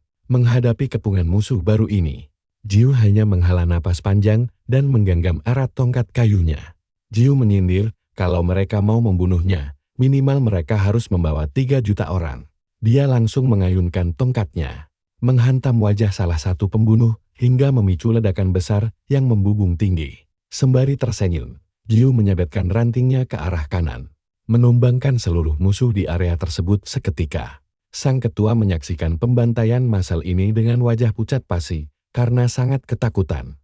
Saat berusaha bangkit, Kim berteriak memperingatkan kakaknya untuk segera melarikan diri sebelum mereka semua musnah. Tetapi sang ketua berpikir bahwa Kim sama sekali tidak memahami situasi yang sebenarnya terjadi. Selain dirinya dan bawahan inti, semua anggota guild adalah pemain pay to win kelas kakap. Anggota baru yang paling lemah saja menghabiskan minimal 10 juta. Bahkan 5 guild teratas pun segan. Tapi siapa sebenarnya pemuda monster ini dan bagaimana dia bisa sekuat itu? Tiba-tiba kesadaran menghantam sang raja, mereka sama sekali tidak punya peluang menang. Mungkinkah pemuda ini adalah orang dalam rumor? Menatap Jiu dengan ngeri. Dia langsung teringat pada legenda pria celana dalam pembawa tongkat kayu. Ingatannya melayang kembali ke masa lalu saat dia pertama kali bermain game di kelas 2 sekolah dasar. Dulu game tidak semewah sekarang, dan menaikkan level sangatlah sulit karena belum ada quest atau raid. Meski begitu, dunia virtual itu sangat menyenangkan bagi Wang Kecin yang masih berusia 9 tahun. Dia sering dimarahi orang tuanya karena sering bermain sembunyi-sembunyi saat malam hari. Kenangan manis menaikkan level bersama teman-temannya sangat dia hargai. Seiring berjalannya waktu, tanggung jawab hidup mulai menyita seluruh waktunya. Dia menjalani kehidupan yang sangat sibuk tanpa sempat mengenang masa lalu. Tiba-tiba saja usianya sudah memasuki kepala 4 dan kini dia dikenal sebagai C.L. Wang yang duduk di depan komputer mewahnya. Seorang bawahan masuk memanggilnya kakak dan membawa monitor jadul yang dia minta. Wang ingin memberi hadiah istimewa untuk dirinya sendiri. Mengenang era masa lalu, setelah bekerja sangat keras selama ini. Bawahannya bingung, kenapa dia harus memakai komputer lama padahal game online tersebut bisa dimainkan di komputer modern. Namun, Wang membalas bahwa ini semua demi merasakan kembali atmosfer masa lalu yang indah. Jantungnya berdebar kencang seolah dia kembali ke masa kecil, seperti bertemu cinta pertama. Tetapi dia langsung menggertakkan gigi saat menyadari sesuatu yang pahit. Ternyata bukan hanya dirinya saja yang berubah. Jiu kembali menghantam anak buahnya dengan tongkat kayu hingga terhempas ke tanah. Getaran dahsyat mengguncang seluruh tempat itu, membuat sang ketua berdiri kaku. Gemetar ketakutan melihat kebrutalan di depannya. Jiu berkata bahwa semua ini akan segera berakhir karena tersisa mereka berdua saja. Sang ketua hanya bisa membisu saat sang jagoan melangkah mendekat. Inilah akhir tragis bagi para pemain sultan. Jiu heran kenapa orang kaya raya seperti mereka masih suka mencuri perlengkapan pemain lain. Sudah saatnya orang tua sombong ini diberi pelajaran. Pikiran sang raja pun kembali melayang ke masa lalu. Saat itu, dia mengetik cepat di komputernya hingga transaksi pembayaran senilai 12 miliar. Terkonfirmasi, Wang bergumam lagi kalau dia tidak sendirian dalam perubahan akibat virusan zaman ini. Cukup dengan beberapa klik dan uang, dia bisa menjadi sekuat yang dia mau untuk menindas pemain gratisan. Itulah realita pahit dunia game saat ini yang sangat dikuasai para pemain sultan. Percayalah teman-teman, Wang terus mencari game yang berbeda tapi semuanya sama saja. Hingga akhirnya dia menemukan Chrono Life, tempat di mana dia ingin memulai lembaran baru. Nah, kalian dan aku bakal melihat momen gila saat ingatan masa kecilnya mendadak balik. Tongkat legendaris itu mendekat dan langsung menghantam kepalanya. Jiu melancarkan serangan tanpa niat membunuh. Wong langsung memuntahkan darah dan ambruk kalah. Kim yang panik mencoba memanggil ketuanya. Di sini, Jiu dengan santai mengumumkan kalau mulai hari ini, Guild Horizon resmi bubar jalan karena menurutnya merepotkan. Dia memperingatkan agar jangan mengganggu Kapten Amor lagi, lalu pergi begitu saja tanpa pamit. Wong yang babak belur berusaha bangkit sambil bertanya-tanya. Apakah cowok ini benar-benar monster yang legendaris itu? Sosok yang baru saja membantai 5 guild besar dan melenyapkan 3 juta anggota World Guild. Sendirian, Jiu cuma menoleh tanpa berkata apa-apa. Wong tertawa getir dan penasaran seberapa banyak uang yang sudah dia habiskan. Wong yakin Jiu pasti menghabiskan banyak modal demi jadi sekuat itu. Tapi dia memperingatkan bahwa semua perjuangan Jiu selama ini hanyalah untuk memperebutkan sesuatu yang sebenarnya sama sekali tidak pernah ada. Dari kejauhan, Kim menatap ketuanya dengan cemas. Jiu membalas kalau dia tidak paham omong kosong Wong, tapi memang dia juga keluar modal lumayan. Wong penasaran berapa nominal pastinya yang dikeluarkan Jiu. Mungkin puluhan atau ratusan miliar won. Tapi plot twist, sang karakter utama menjawab kalau dia cuma modal 55.000 won buat beli paket pemula prajurit. Wong langsung cengok seketika. Karakter utama kita pun lanjut melangkah pergi. Wong tersenyum lebar sambil terus menggumamkan angka 55.000 won itu. Dia jadi teringat masa kecilnya saat asyik bermain game legendaris Ragnarok.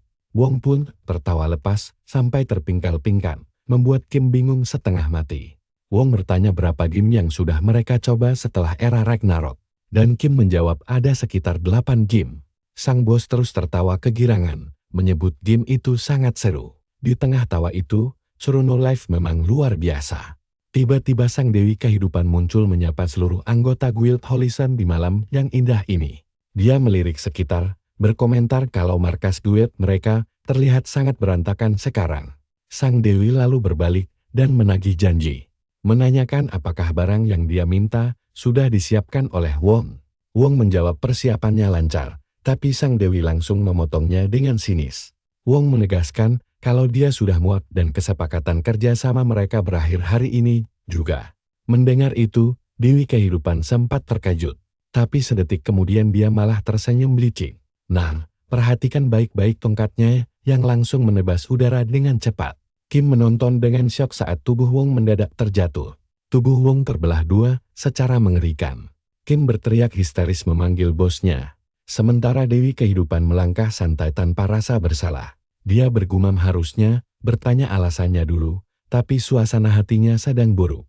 Jadi ya sudahlah, lupakan saja. Tanpa ampun dia menghujamkan tongkatnya ke punggung Kim, membuat darah segar terpercik ke wajah cantiknya. Kim berteriak kesakitan dan mencoba kabur, tapi dia langsung tewas seketika. Sang dewi tersenyum puas melihat mayat mereka, sambil teringat ucapan sang karakter utama kita. Di sisi lain, rambut Jiu berubah hitam kembali dan pakaiannya pun kembali normal seperti semula. Dia menggumamkan nama kaptennya, Amore. Angka eliminasinya mendadak melonjak drastis sampai 99.999. Sistem mengumumkan kehancuran Guild Horizon V mulai menghitung poin pengalamannya hingga menyentuh total 999.000 eliminasi. Jiu melongo kebingungan saat sistem memberitahu kalau dia telah mencapai level tertinggi. Dia benar-benar heran dengan apa yang terjadi. Urus yang penasaran bertanya ada apa. Jiu menjawab kalau sistem baru saja bilang dia mencapai level maksimal. Jiu pun buru-buru membuka jendela statusnya. Kelasnya masih pemula, tapi levelnya gila-gilaan. Dia berada di level 999 dengan hampir 5.000 pun status sisa. Jiu dan Urus cuma bisa melongo tanpa paham apa yang sebenarnya terjadi di game Chrono Life ini. Sebuah game realitas virtual terbaik di dunia dengan jutaan pemain aktif. Di game ini, mencapai level maksimal adalah hal yang mustahil. Bahkan dalam wawancaranya dulu, sang gamer legendaris Lee Sang-hyuk, atau yang kita kenal sebagai Faker, sempat menegaskan hal itu tidak mungkin dicapai dalam waktu dekat. Meskipun jutaan pemain di seluruh dunia bermain siang dan malam tanpa henti, belum ada satupun yang bisa menyentuh level Master 999 ini. Coba kalian bayangkan, Faker bahkan bilang butuh puluhan tahun bagi para pemain top dunia untuk mencapainya. Tapi Jiu malah berhasil menembus batas itu secara tidak sengaja. Di sisi lain, Urus langsung heboh merayakan kalau bosnya adalah master level pertama di dunia. Dia merasa sangat bangga. Padahal Jiu yakin kalau kemarin levelnya masih 7. Tapi ini adalah hasil masuk akal dari petualangan gilanya. Sejak hari pertama dia memegang tongkat pemula, 800.000 pemain langsung dia bantai. Belum lagi monster dan Dungeon tak terhitung jumlahnya yang dia hancurkan di sepanjang jalan. Ditambah lagi poin pengalaman dari bos terkuat Chrono Life, Urus, dan seluruh pasukan Dungeon tingkat tinggi. Lalu puncaknya adalah pembantaian 3 juta anggota aliansi World Guild, sekaligus kehancuran planet ini sendiri. Semua akumulasi gila itulah yang melahirkan sang master level pertama di dunia. Tiba-tiba, cahaya terang muncul di bawah kaki Jiu dan menerangi sekitarnya. Sistem mengumumkan, karena dia telah mencapai level maksimal, dia akan dipindahkan ke sebuah ruang transendental. Dia pun langsung berteleportasi pergi. Sementara itu, di sudut kota lain, Sarang tampak sedang berbaring malas menatap langit sambil mengeluh bosan karena tidak ada hal seru yang bisa dilakukan. Dia mulai merasa sangat kesakitan dan bertanya-tanya kemana perginya si cowok aneh bercelana dalam. Itu, dia disuruh menunggu sebentar, tapi lihatlah. Matahari bahkan sudah tenggelam sepenuhnya sekarang tanpa kabar. Sarang mengingat kembali ucapan Jiu tentang Guild Horizon V, tugasnya untuk menceritakan semua informasi tentang mereka sambil menghela napas panjang. Dia akhirnya memilih untuk berbaring santai lagi. Dia berteriak pasrah kalau dirinya akan menunggu 1 jam lagi saja. Di sisi lain, Jiu tiba-tiba mendarat di atas daratan melayang di luar angkasa, tepat di tengah sebuah kuil kuno misterius. Jiu menatap langit dengan kebingungan total tanpa paham apa-apa. Dia heran kenapa akhir-akhir ini selalu diseret ke tempat aneh. Mirip seperti saat bertemu Tuhan dan dapai dulu. Tiba-tiba, terdengar suara misterius menyapanya. Suara itu memuji Jiu sebagai manusia luar biasa yang bisa datang secepat ini. Gema suara agung itu membuat sekitarnya bergetar hebat. Sosok itu memperkenalkan dirinya sebagai sang pemandu transendensi. Sang dewa kelas menyambut kedatangan Jiu. Dia memuji perjuangan keras Jiu yang berhasil mencapai level master meski statusnya hanya seorang pemula, prestasi legendaris yang layak dihormati oleh siapapun. Urus heran dan bertanya kenapa Jiu sampai lupa ganti kelas profesinya. Jiu mengelak menjelaskan kalau dia sebenarnya bercita-cita jadi pendekar pedang. Di saat itulah, syarat transisi kelas rahasia akhirnya terpenuhi. Cahaya menyilaukan langsung menyelimuti tubuhnya. Diiringi beberapa bola energi misterius yang terbentuk di hadapannya. Salah satu bola berbentuk pedang melesat cepat dan langsung merasuk ke dalam jiwa Jiu. Menyusul setelah itu, berbagai bola senjata lain ikut bermunculan satu persatu. Mulai dari jiwa tameng legendaris, busur panah, tongkat sihir, pelindung tangan, tombak, dan senjata-senjata lainnya. Semua jiwa senjata kuno itu kini telah menyatu sempurna di dalam tubuhnya. Jiu merasakan aliran kekuatan dahsyat mengalir deras saat sistem memberitahu kalau proses perubahan kelasnya telah selesai. Dia kini resmi menjadi pemula kelas master. Sebagai hadiah eksklusif, seluruh poin status yang pernah dia distribusikan akan ditarik kembali, lalu dilipat gandakan menjadi 3 kali lipat. Semua atribut dasarnya kembali ke angka 5, dan dia mendapatkan tambahan 15.000 poin bebas. Urus shock melihat 14.985 poin terkumpul. Urus mengonfirmasi kalau ini jauh lebih mengejutkan daripada kelas rahasianya. Normalnya, pemain cuma dapat 5 poin setiap naik level. Tapi Jiu malah mendapat 15.000 poin sekaligus. Dengan begini, poin status murni Jiu otomatis 3 kali lipat lebih tinggi dari semua pemain level maksimal lainnya. Ini benar-benar gila dan akan dicatat sebagai pencapaian terbesar dalam sejarah dunia game. Sambil mengabaikan ocehan sang naga, Jiu mulai menganalisis angka-angka tersebut. Senyum licik tersirat di wajahnya saat dia mulai memasukkan semua poin itu ke satu status saja. Secara terus-menerus. Urus panik melihatnya, tapi Jiu menjawab santai kalau dia cuma membagikan poin status. Nah, menurut kalian petualangan gila apalagi yang menanti mereka selanjutnya? Sini, temenin gue lihat kegilaan Bocan yang buang semua poin statusnya cuma ke satu statistik aneh. Si naga langsung panik dan teriak, kenapa malah stat itu yang lu pilih? Jiu santai saja mengalokasikan poinnya, lalu berkata, kalau ini sudah cukup baginya. Urus langsung mengeluh frustrasi dan menyebutnya pecundang yang merusak karakter sendiri. Sementara itu, di kantor perusahaan Chronolife, seorang karyawan berlari panik menemui sang presiden untuk melaporkan masalah darurat. Ketika ditanya ada apa, karyawan itu meminta bosnya melihat langsung layar monitor karena ini menyangkut pengguna yang sangat unik. Di ruang kendali, Doc Bai mendekat dan penasaran dengan apa yang terjadi. Anak buahnya langsung menunjuk ke arah layar. Doc Bai pun terkejut saat tahu bocah pengguna tongkat itu akhirnya mencapai level maksimal. Namun si karyawan menjelaskan bahwa masalahnya bukan pada level, melainkan tindakannya. Doc Bai bertanya-tanya, apa yang sebenarnya bocah itu lakukan dan status apa yang dia pilih hingga seheboh ini. Layar monitor menunjukkan statistik yang dipilih dan langsung membuat presiden terpana. Tapi sesaat kemudian, Doc Bai malah tertawa terbahak-bahak melihat kegilaan pemain tersebut yang sangat menikmati permainan dengan caranya sendiri. Karyawannya mengingatkan bahwa ini bukan lelucon, karena karakter itu akan jadi sampah yang tidak berguna. Dia khawatir jika pemain tersebut sadar karakternya hancur, dia akan mengamuk tak terkendali. Tapi Doc Bai menyuruhnya santai saja, karena pihak perusahaan game tidak punya hak mencampuri pilihan pemain. Karyawan itu berniat mendebat lagi, tapi sang presiden sudah melangkah pergi begitu saja. Sambil berjalan pergi, Doc Bai membatin heran bagaimana bisa bocah itu membuang semua poinnya. Satu statistik tersebut bahkan mendapatkan gelar master pemula. Sungguh keputusan yang sangat tidak masuk akal. Dia heran kenapa anak buahnya menyebut itu karakter sampah tanpa masa depan. Padahal, dalam sejarah game realitas virtual, karakter paling buruk, sekaligus paling kuat baru saja lahir ke dunia.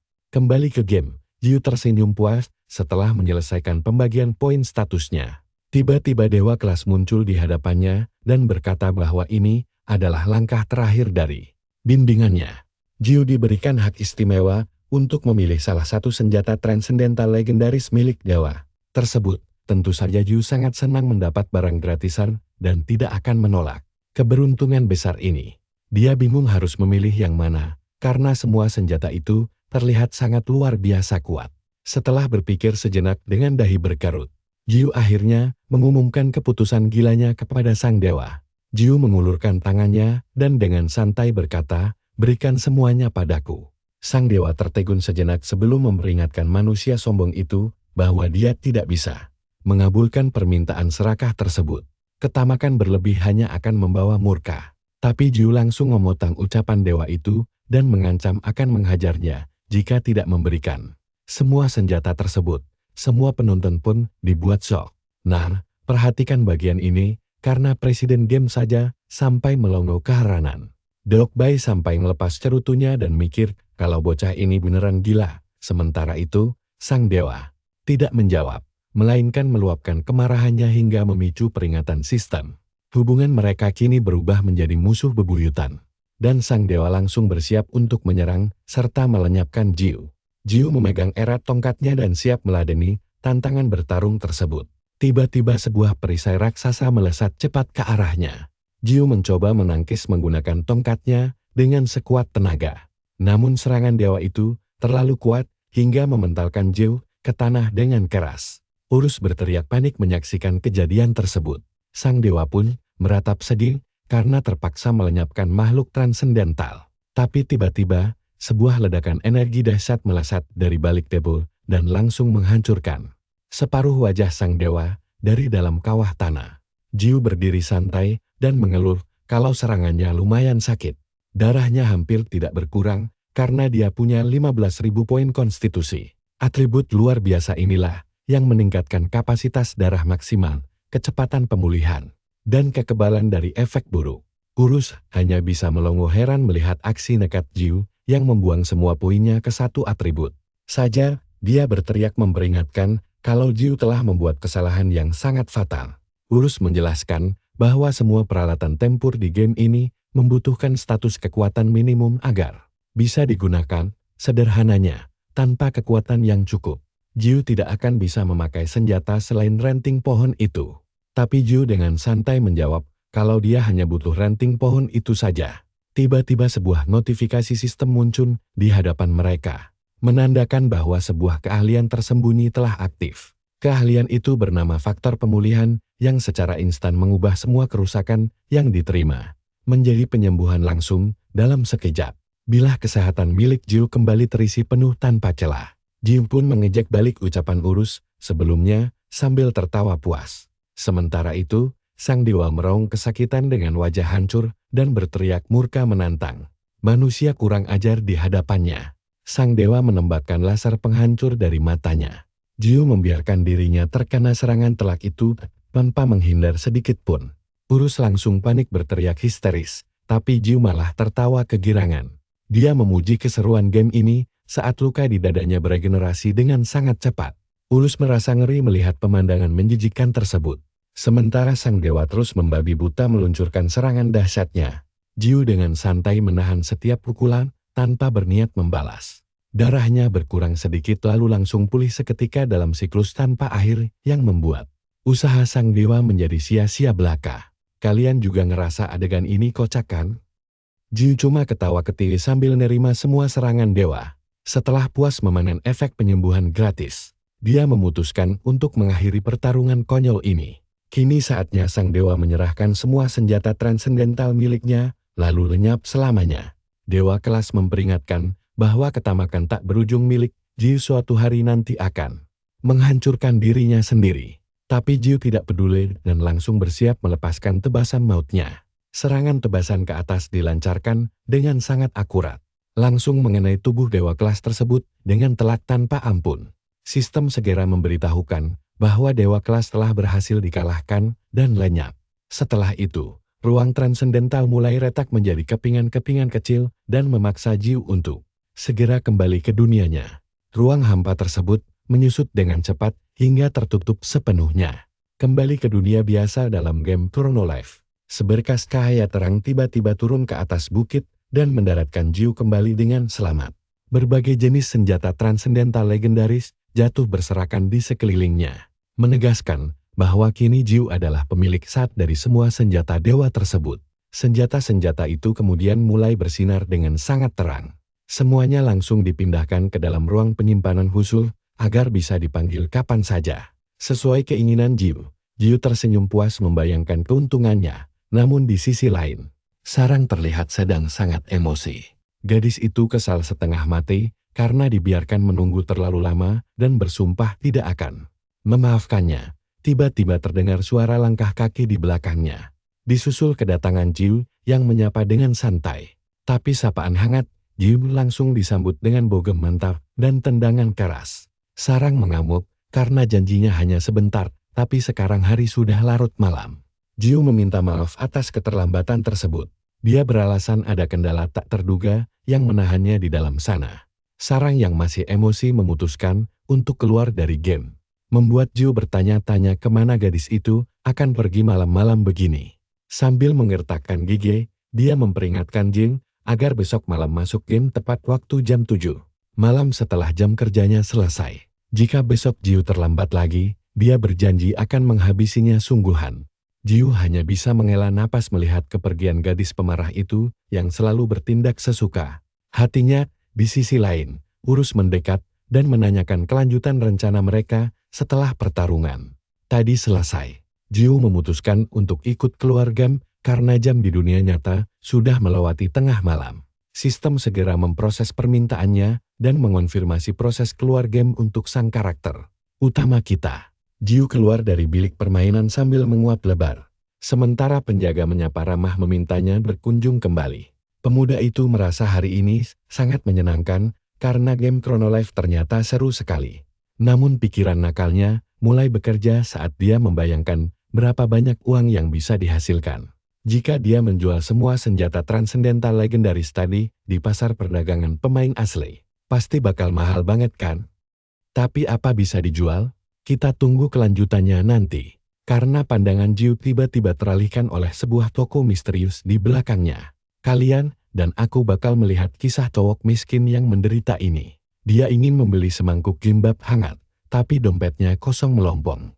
Sambil berjalan lesu, dia meratapi nasibnya yang selalu bokek. Biaya bulanan Gim terus meroket, memaksanya mengambil lebih banyak shift kerja paruh waktu di sana-sini.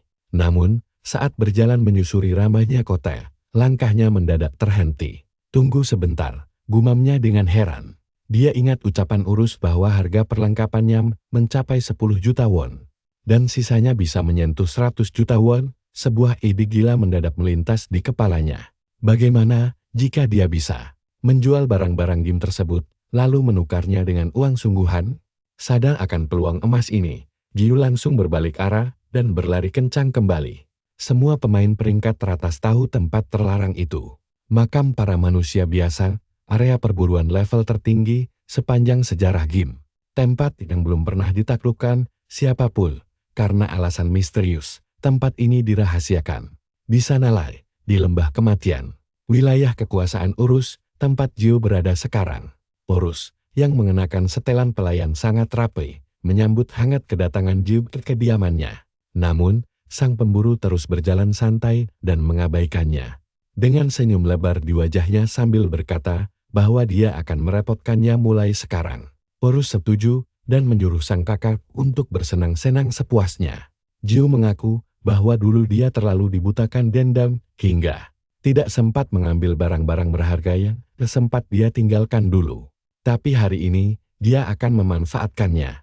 Urus si naga hanya bisa membatin bahwa dia merasa kasihan pada teman-temannya.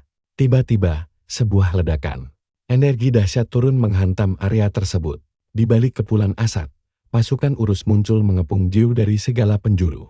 Jiu pun tersenyum lebar. Saat itulah, penderitaannya resmi berakhir karena dia akan mendapatkan banyak sekali uang dan langsung menjadi orang kaya raya dalam sekejap. Lembah hantu, area perburuan dengan tingkat tertinggi itu, hancur total akibat satu hantaman tongkat sakti miliknya Turbet of Despair, Lapis of the Abyss, dan Trish of the Dawn.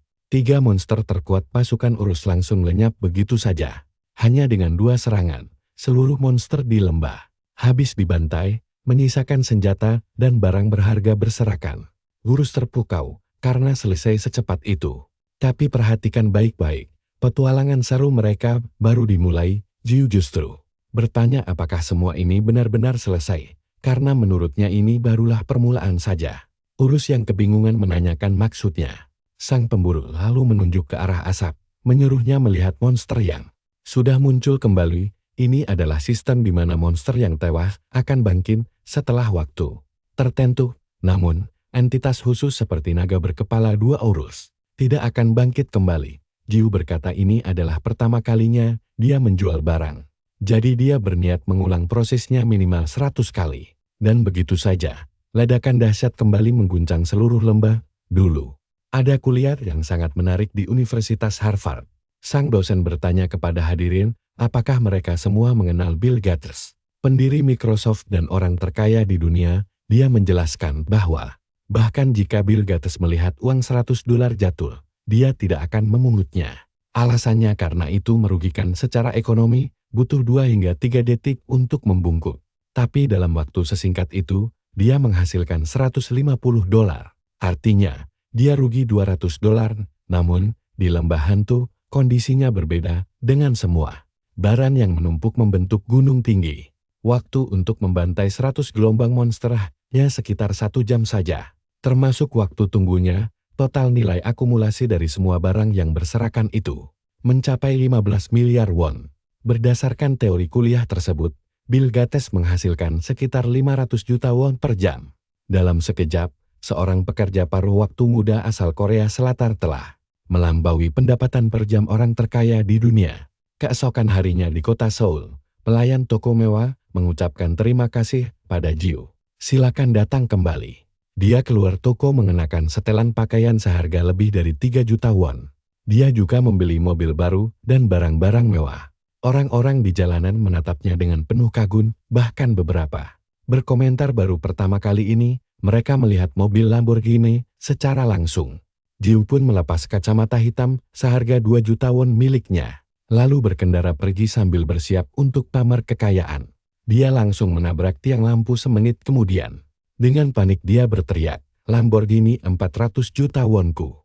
Tapi santai, kalian tahu apa kelanjutannya? Dia datang lagi dengan mobil baru sambil bergumam, "Ya sudahlah, beli lagi saja." Di kantor Chronolev, Bukaki menyalakan cerutu mahal sambil memegang kepalanya yang pusing. Dia menyuruh stafnya melanjutkan laporan. Sang staf menyimpulkan bahwa perusahaan hancur dan mereka harus kabur. Bukaki bertanya cara memblokir transaksi bajingan itu. Namun stafnya menyebut itu sudah mustahil. Sang ketua terus mengeluh sampai ponselnya berdering. Dia mengangkatnya sambil tetap menggerutu kesam di ujung telepon. Jiu menanyakan kabar sang ketua. Lalu pamer bahwa dia sedang dalam perjalanan untuk membelanjakan uangnya lagi. Jiu terus mengejeknya, berkata bahwa barangkali ketua sedang butuh sesuatu. Karena dia berniat melakukan amal baik hari ini.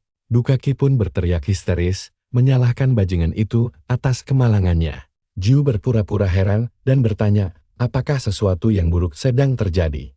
Lalu menutup teleponnya. Dia bingung ingin membeli apa lagi, karena semua barang mewah sudah diborongnya. Namun, dia merasa momen paling puncak dalam hidupnya masih terasa kurang lengkap.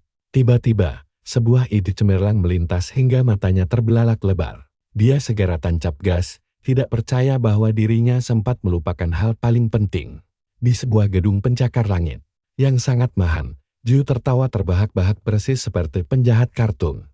Dia mengumumkan bahwa geria tawang barunya ini sangatlah mewah dan menyambut hangat siapa saja yang ingin berkunjung. Akhirnya, dia berhasil meraih puncak kejayaan hidupnya. Namun, dia mendadak ingat hal pertama saat pindahan. Sambil memegang kue beras, dia memencet bel tetangganya. Di tangannya, suara manis seorang wanita dari dalam rumah bertanya siapa yang datang. Jiu menjawab bahwa dia adalah tetangga baru yang membawakan kue beras sebagai hadiah perkenalan. Wanita muda itu tampak kebingungan lalu memintanya untuk menunggu sebentar. Saat pintu akhirnya terbuka, Jiu bersiap menyapa dengan senyuman ramah. Tapi dia langsung terpaku kaku melihat siapa sosok di depannya. Ternyata, kebahagiaan geria tawan. Bukanlah kejutan terbesarnya. Sarang berdiri di ambang pintu. Mereka saling menatap. Seketika teringat tentang game, momen ini adalah puncak hari Jiu. Kembali ke dalam game, di lembah hantu. Sesosok makhluk mendekat lalu berhenti tepat di depan seluruh pasukan urus. Dia hanya mengulurkan tangan, lalu menghancurkan seluruh pasukan dengan sangat dingin. Hingga berubah menjadi kubangan darah. 3 prajurit terkuat urus pun muncul dan memaki sosok sombong itu sebelum maju menyerang.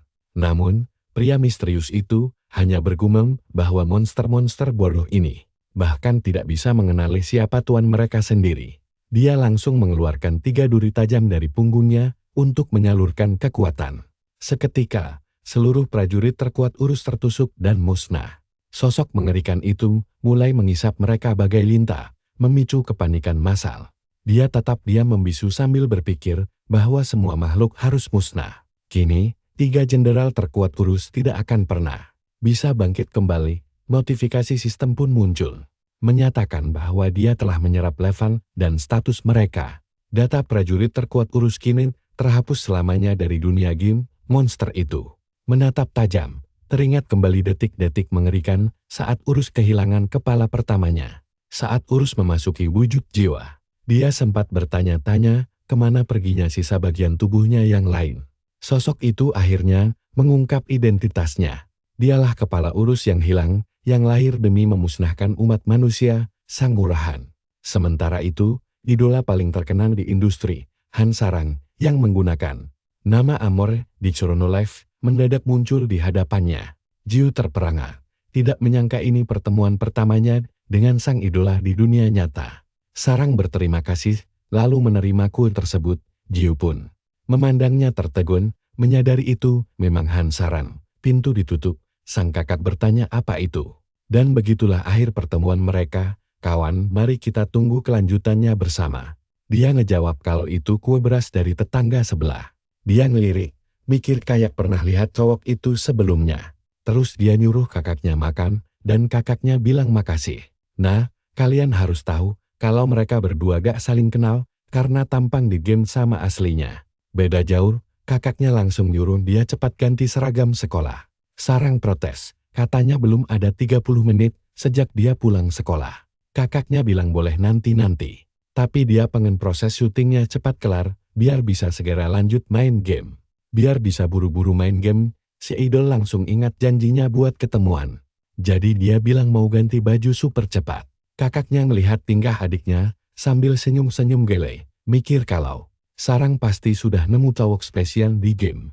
Dia penasaran siapa cowok beruntung dan ganteng yang bisa bikin adiknya bucin maksimal. Sementara itu di dalam game, Jiu lagi bingung. Kemana semua monster pergi? Dia heran, apa para kroko pada kabur. Tapi Urus langsung bilang itu mustahil, soalnya monster sudah diprogram buat diam di area tertentu.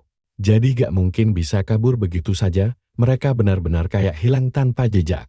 Tapi Jiu gak ambil pusing, toh masih banyak tempat hunting lain, buat dia nyari duit tambahan.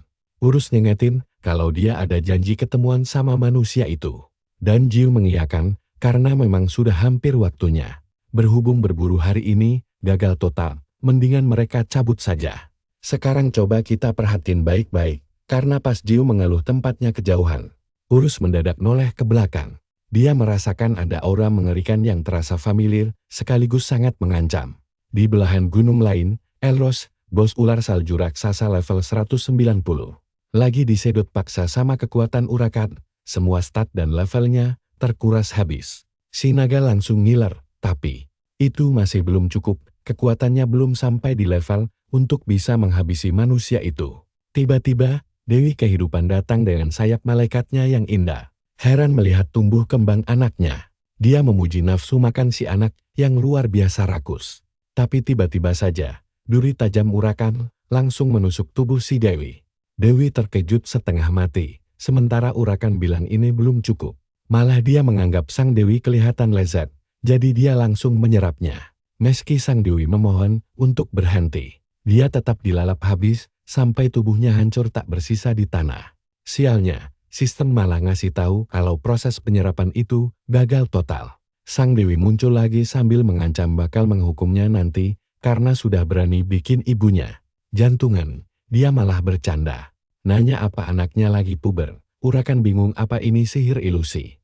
Padahal dia yakin sudah menelan Dewi itu bulat-bulat. Sang Dewi mengabaikan hal itu, karena ada yang lebih penting. Si naga sadar kalau Dewi ini bukan makanan yang bisa dimakan.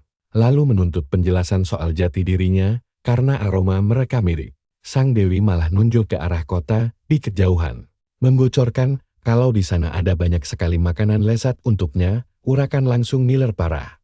Dewi Kehidupan tersenyum manis melihat anaknya mulai kesurupan nafsu makan yang luar biasa gila. Dia mengepakkan sayapnya seperti kesurupan, lalu berteriak kalau tujuannya adalah memusnahkan umat manusia. Naga gila itu langsung terbang jauh dan mendarat di atap gedung tinggi di kota. Para pemain di sekitar situ bingung melihat makhluk aneh tersebut. Tanpa aba-aba, dada salah satu pemain ditusuk duri tajam lalu disedot di depan mata pacarnya sendiri. Si cewek histeris ketakutan dan berteriak sekuat tenaga. Pemain lain juga ikut ditusuk duri dan diserap massal oleh si naga rakus. Wajahnya makin terlihat mengerikan saat melahap semua level dan stat milik para pemain. Mereka semua cuma jadi santapan lezatnya. Desa pemula yang harusnya jadi tempat kumpulnya para pemain baru dan ranker tingkat tinggi kini benar-benar hancur total tak bersisa akibat amukan naga itu. Kalian dan aku pasti pusing kalau jadi staf di kantor Chrono Live ini. Seorang karyawan panik melapor kalau layanan pelanggan mereka diserbu komplain dari telepon sampai siaran langsung. Semua laporan di internet bikin departemen bantuan langsung lumpuh total. Tim teknis sedang memeriksa situasi dan meminta semuanya bersabar. Tapi diserang monster sampai akun terhapus jelas, sudah kelewatan. Diok Bay malah ngedumel santai, menyindir apakah urakan sudah keluar dan bukankah kekacauan ini. Sangat seru, karyawan itu bingung bagaimana hal gila seperti ini bisa sampai terjadi di sistem mereka. Diokbai lalu memerintahkan stafnya buat memantau dua karakter saja mulai sekarang. Karakter pertama adalah Urakan. Di tengah kota yang membara, naga mengerikan itu berdiri diam tanpa bergerak sedikit pun. Sang Dewi memuji kehebatan anaknya yang gak disangka-sangka bisa melahap semua orang dalam sekejap. Menyisakan kota mati yang sunyi senyap, Urakan terus meneteskan air liur seraya menggeram rakus. Karena merasa perutnya belum kenyang, dia menuntut Sang Dewi menunjukkan tempat makan berikutnya. Si Dewi awalnya menggeleng pura-pura tidak tahu. Sebelum akhirnya wajahnya berubah menjadi senyuman licik penuh arti. Dia bilang ada satu target lezat di arah lain yang bisa disantap. Sementara itu di hutan jam 7:34 malam. Sarang gemetar menahan amarah yang meluap-luap. Dia ingat betul ancamannya, kalau si cowok sampai telat, dia bakal menghabisinya.